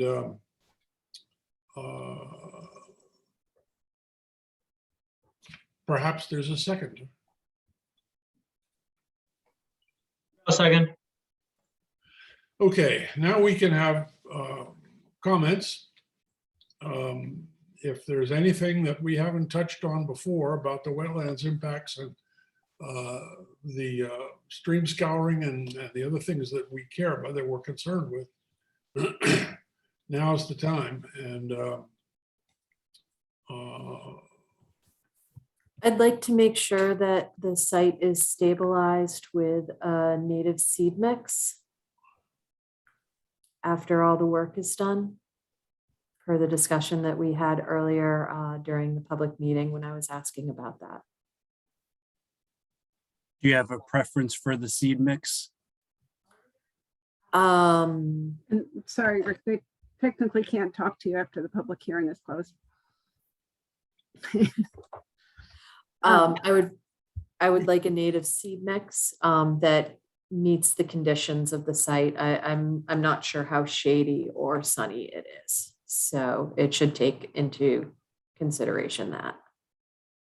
I checked out the site earlier in the week. There's a lot of, what do you call it, the Japanese knotweed? I mean, maybe even a couple trees or larger bushes to be planted instead of just a seed mix in addition to that. Because that Japanese knotweed is pretty tough, man. Once it gets going, it's pretty tough to muscle out of the space.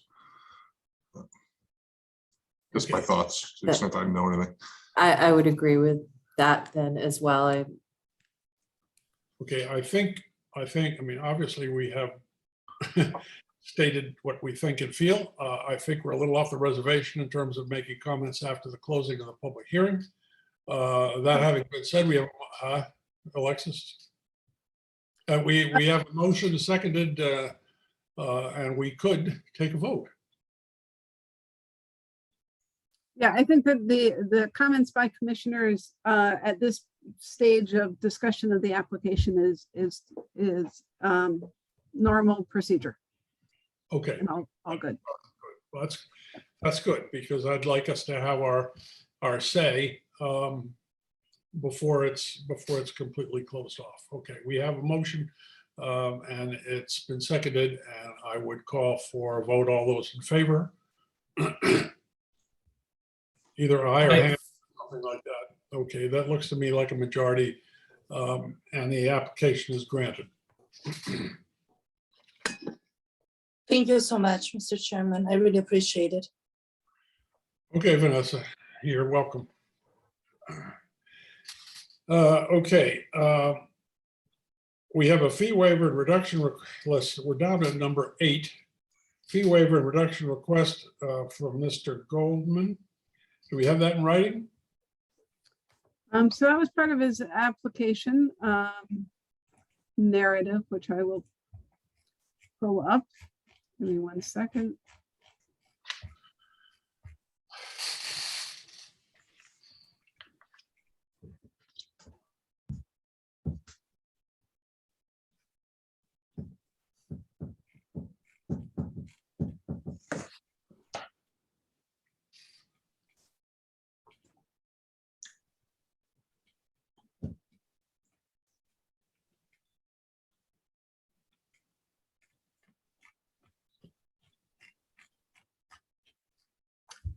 Hold on a second.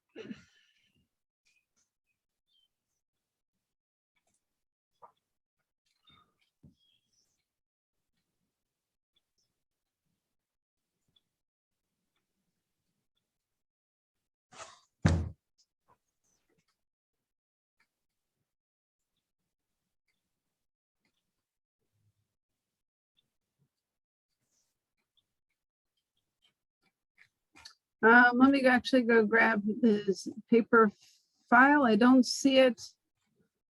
Perhaps one page that was not scanned, but give me 1 moment. I'm scanning. I'm looking through the scanned application.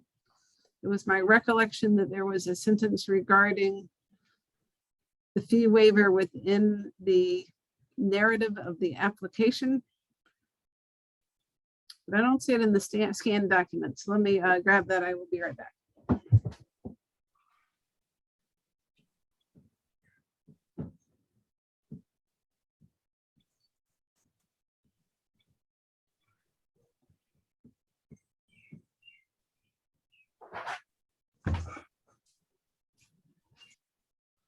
Well, here we are. It's too bad we can't play virtual poker or something.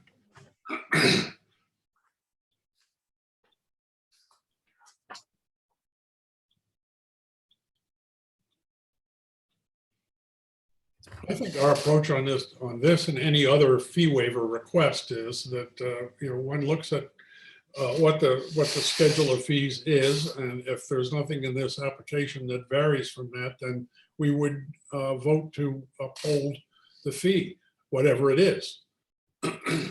So I will add a page. It looks like some pages were not properly scanned. So I will be amending the submitted application online.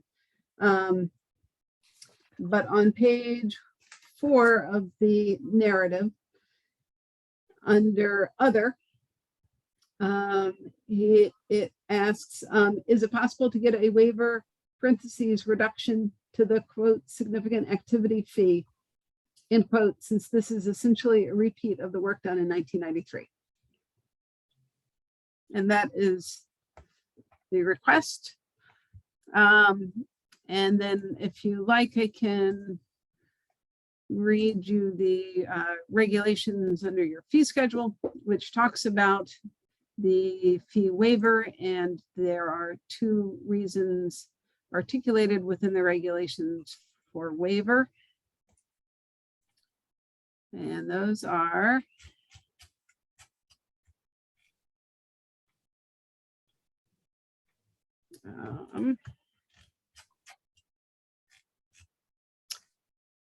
waiver.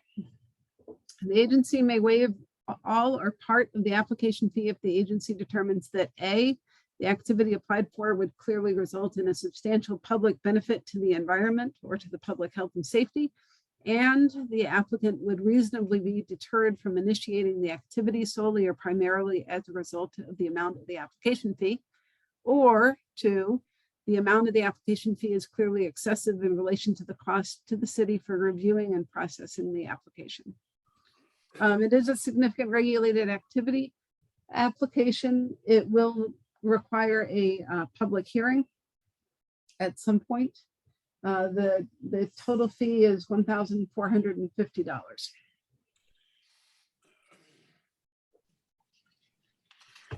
Do we have a formal application to waive this fee?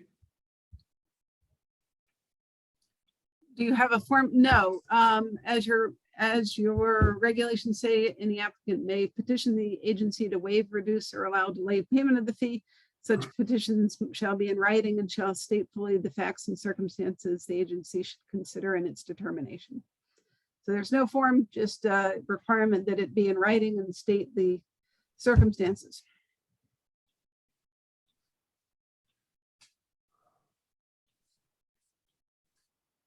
Well, I move that the fee waiver request on S-22-599 be denied. Second.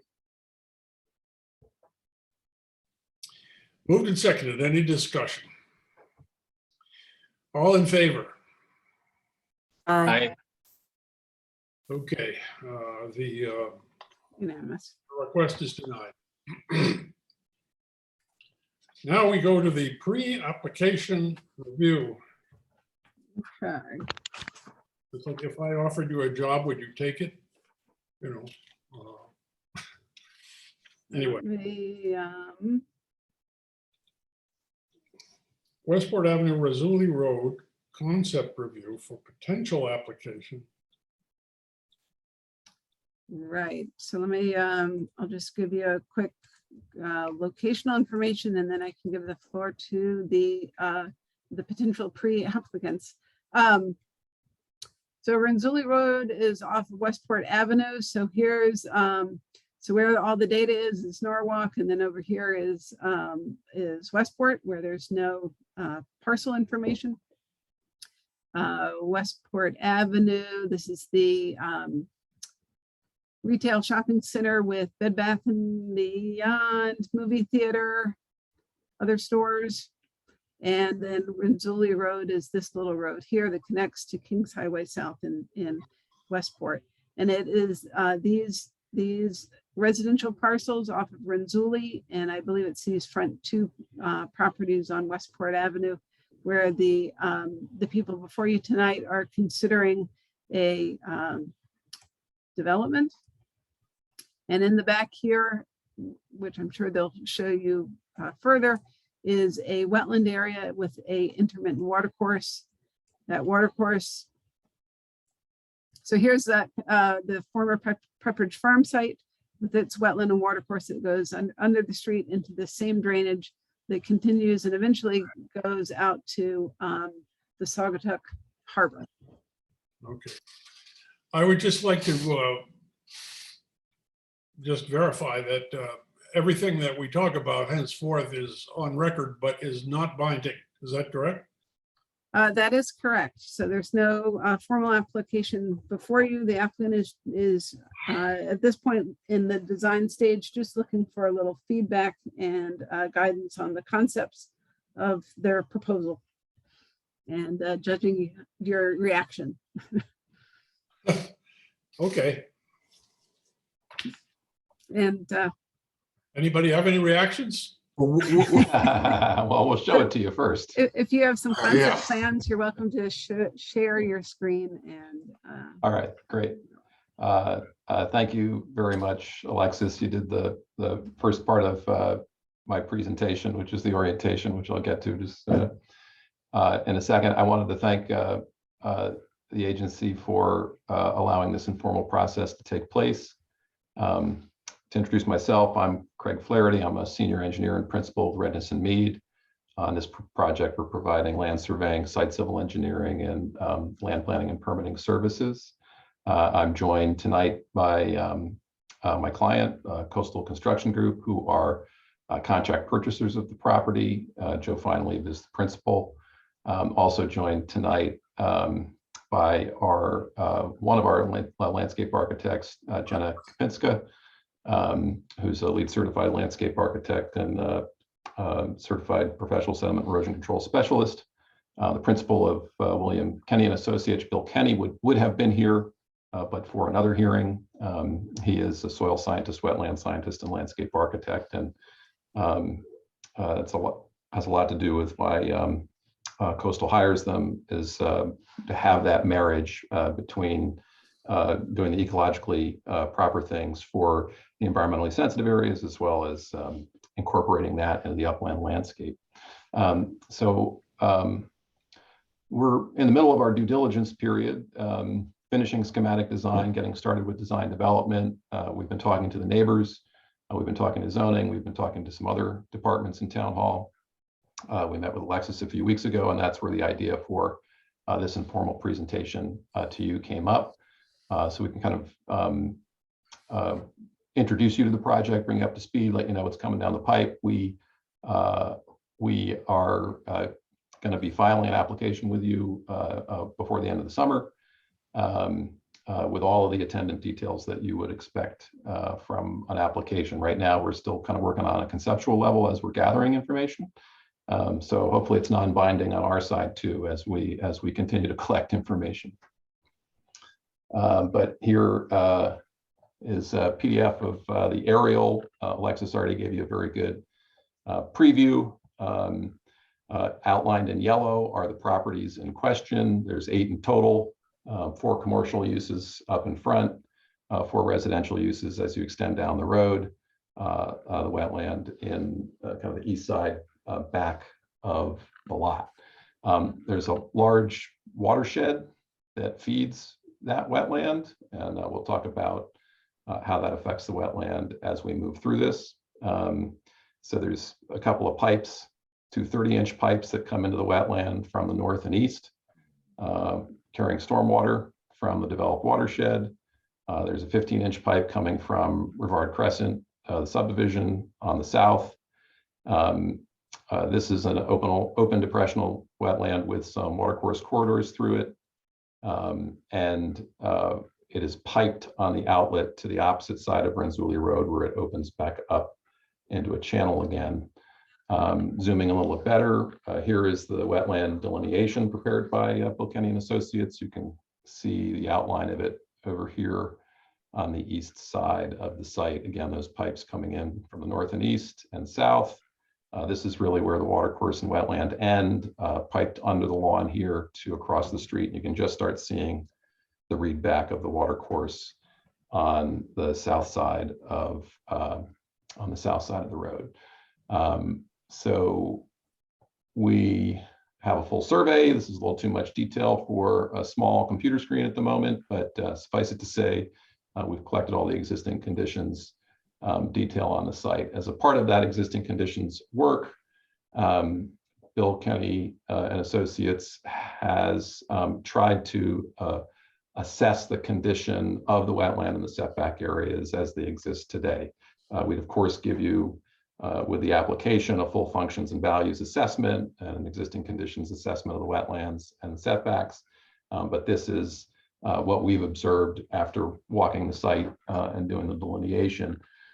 Obviously, you have a lot of stormwater impacts that negatively affect the quality of the wetland, given the developed watershed, given the fact that they kind of treated this wetland as the old way of thinking before the advent of wetland regulation, when it was put at the back of the site and forgotten about. And so there are certainly areas of legacy landscape debris filling, some property filling at the edges of the development here, and the residential properties here.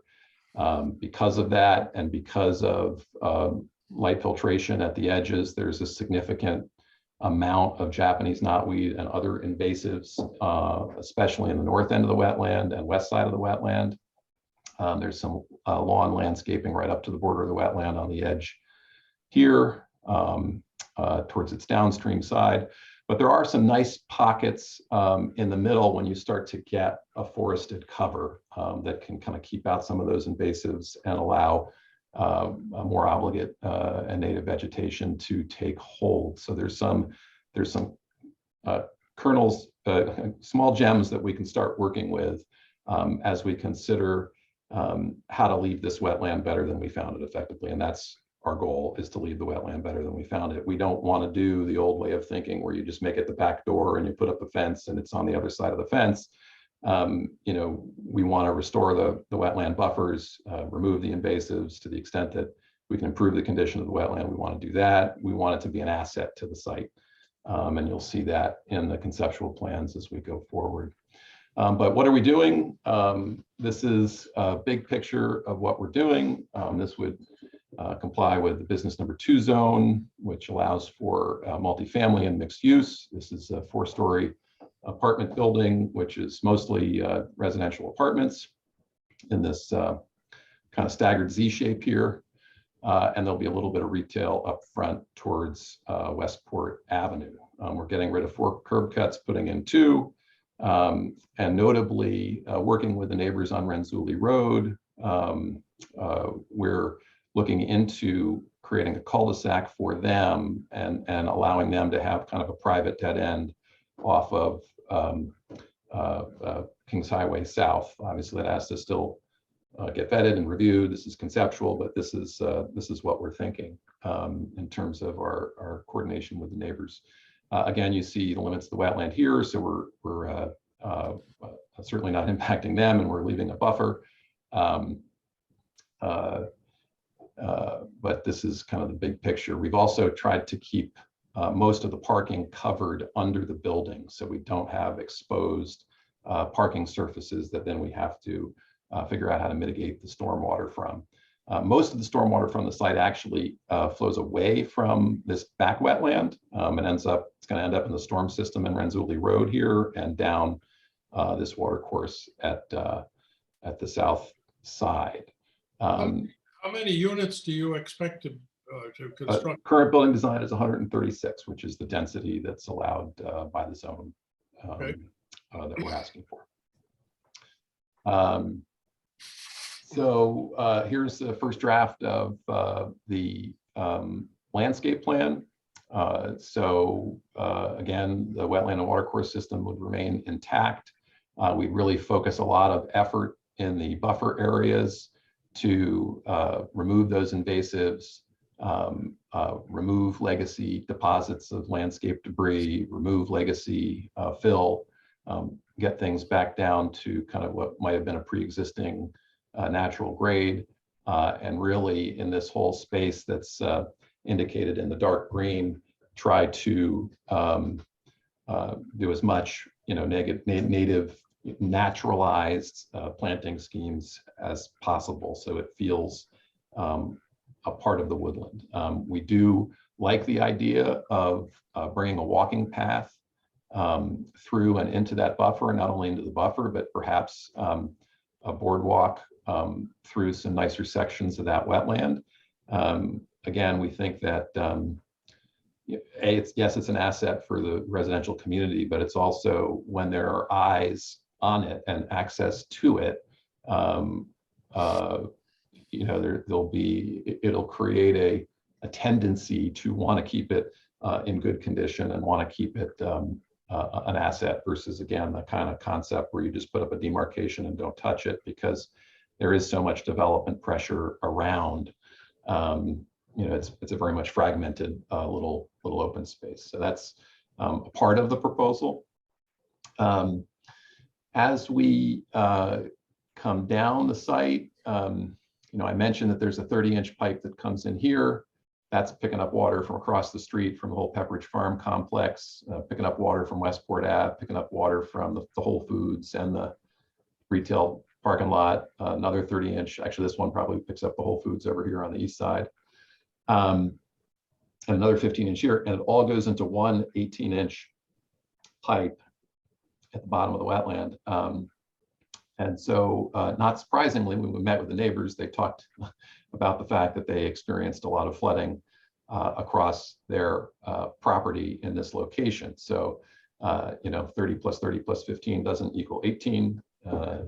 So we are going to look at that in detail as we do our drainage study. You may see a recommendation to add capacity there, depending on how the numbers turn out. And going back to maybe this one, I'll also point out down here south of Renzulli Road, where that 18-inch pipe outlets, there's a water course that then picks up that water. Along that water course, there have been several trees that have fallen, branches that have fallen, and have actually obstructed the water course. And so behind or upstream of those fallen trees, there's sedimentation because water is not flowing through like it would naturally without those obstructions.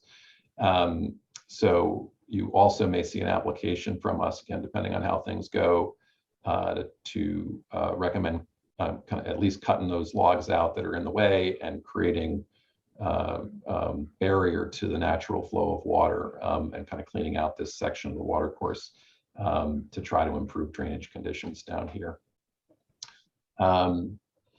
So I think I wanted to respect your time. That was the brief overview. And really, again, we see this as a part of our due diligence. We're about to start the heavy lifting portion of our design. And as we do that, we're happy to be guided by any initial reactions or suggestions or areas of focus you want us to look at as we complete the application. Commissioners?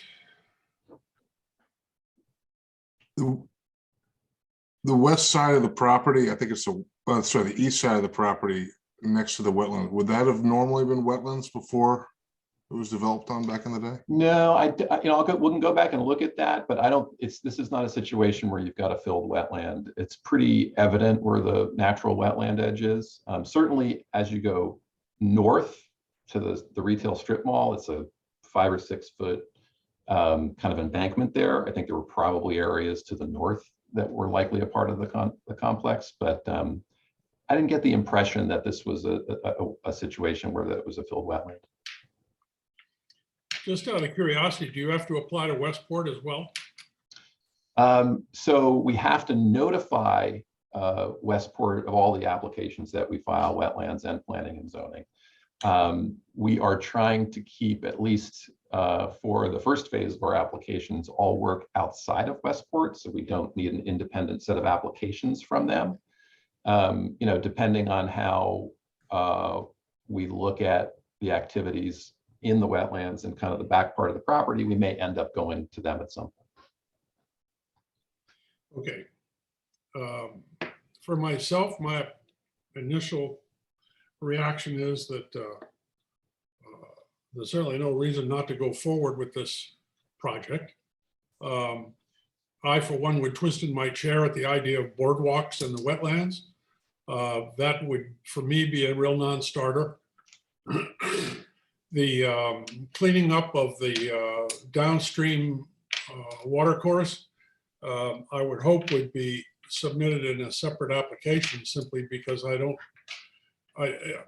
wonder at my bandwidth at covering all of that at the same time when the time comes. You got what, 146 units in the 136, yes. 100 what? 136. 136. So you got to have space for 275 cars under there. And as you said, the stormwater situation is a big problem, but it's something that the city takes care of separately, and we see what came out of that. So, you know, I guess I would just say that we have the same concerns that the rest of our colleagues do. And that's all I have for an initial impression. Anybody else? The required car count is going to be 177, and again, 80 or 90% of that's going to be, you know, covered in the lower floors of the building. Is there a way to visit this property? Are the residents there privately owned still? Can we go like behind Whole Foods or something to see it? Yeah, I mean, so the answer is that's how I did my first few site visits. If you wanted to just kind of go behind some of those retail buildings and take a quick look. Certainly when we file the application, that comes with, you know, the permission to visit the property. But before that time, you know, we'd have to arrange it and notify them and be a little more careful about it. And then you mentioned that you're looking to make that a dead end. I'm familiar with this road. I'm on the other end of it. So you would look to make that a dead end, so those residents would have to go around. Yeah, well, we met with many of the owners of property on Renzulli Road a few weeks ago, and the idea actually came from them. They would prefer not to have this worry of through traffic from Westport Ave, and they would prefer to really keep the two properties segregated. And I think they like the idea of being on a cul-de-sac.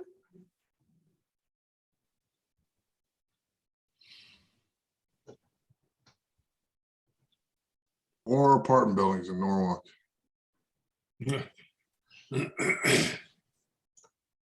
If you're interested in That is seeing- true. There are macroeconomic factors behind all of this. If you're interested in seeing a boardwalk in a wetland, there's one right across the street, the 595 Westport Avenue apartments, which are where the old Pepperidge Farm factory used to be. There's a boardwalk that was installed in that as part of the application there. And it was, Thank you. We'll take a look at that. Is it right in front? Is it Yeah, right in front? Okay. Right in front. The entrance to 595 kind of is like a circular driveway almost. and Right, yeah. in the center there is the main wetland on the site, and there's walking trails throughout it. So there's precedent for that, but it's still up to the commission to decide if they think the wetlands would suffer from the concomitant activities of this. We certainly will look at a number of different options for construction and a number of different examples, and we can bring those to you with the application. My initial thinking, our initial thinking is, you know, we want this less manicured, right? We want it like a boardwalk that you might see at a nature preserve. You know, maybe it is kind of the hewn 12 by 12 pieces with just planks over the top, and we don't have to do formal foundations. I guess we're just, anyway, but we can talk about those details and your comfort with them when we do the application, but this initial feedback is helpful. Anybody else?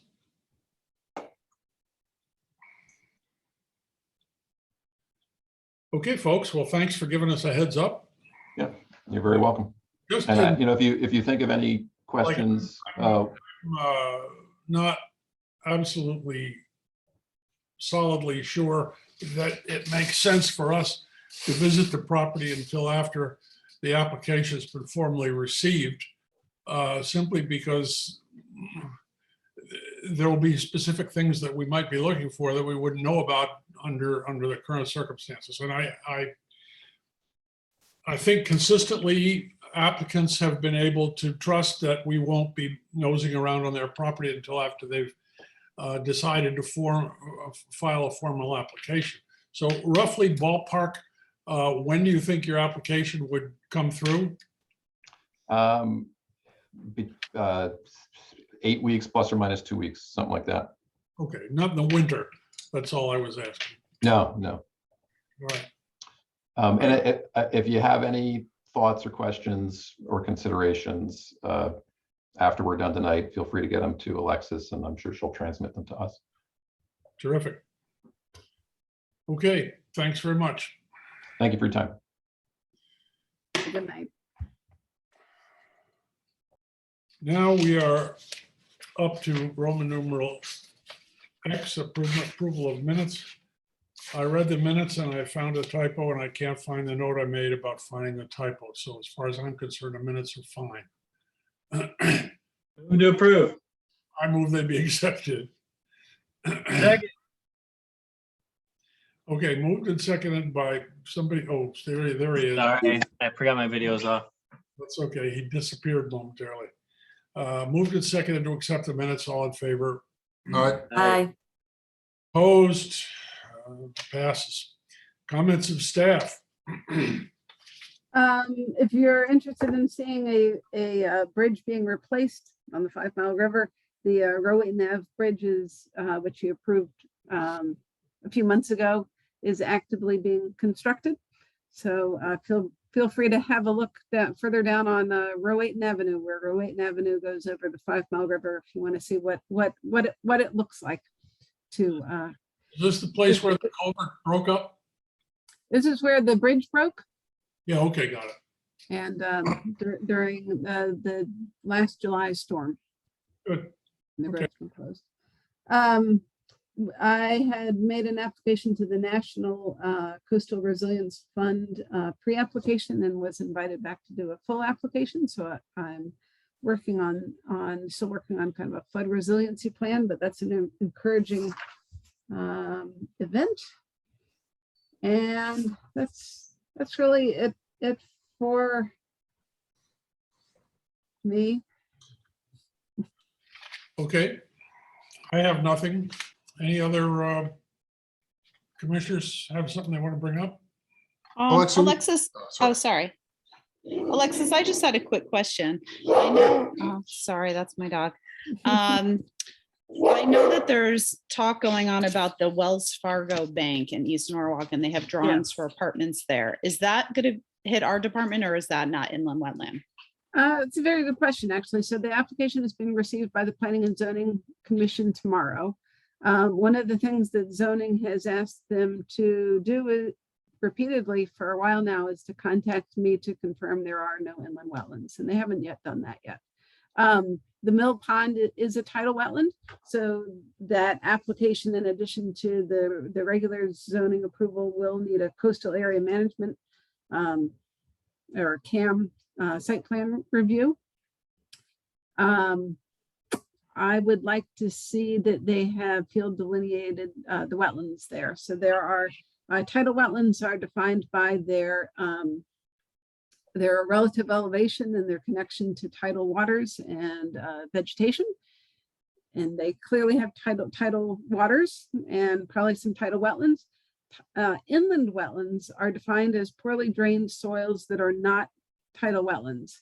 So if they have poorly drained soils that are above that tidal wetland defined elevation, then they also have inland wetland soils, and they have not yet confirmed that. So that is one of my questions for them, and once I know the answer, I will Unless it's fresh water, we're simply not involved. Sorry? Unless it's fresh water, we're not involved. No, you would be involved if there are inland wetlands that are not tidal wetlands on the site.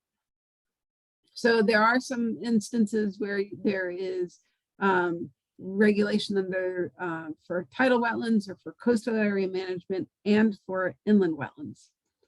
Every once in a while. Worked on You one get of the trifecta. What's that? Yeah, really. Have you ever worked on one of those? Yes, you guys looked at on Woodward Avenue, there was a rock crushing operation on Woodward Right. Woodward Ave that did an expansion of their yard, basically. And portions of that were inland wetland. And then as you went down in elevation, it became tidal wetlands. That's That what- was because there was supposed to be a stream that went underneath the property that fed into Village Creek that was fresh water. okay, Because being next to Village Creek, that's all tidal. It's completely tidal. right. Flood, but it's anyway, okay. Right. Any other commissioners? No? Then we're down to number 13, suitably numbered. Do I hear it? Move to adjourn. Second, A Aye. second. All right, All in favor? Aye. Aye.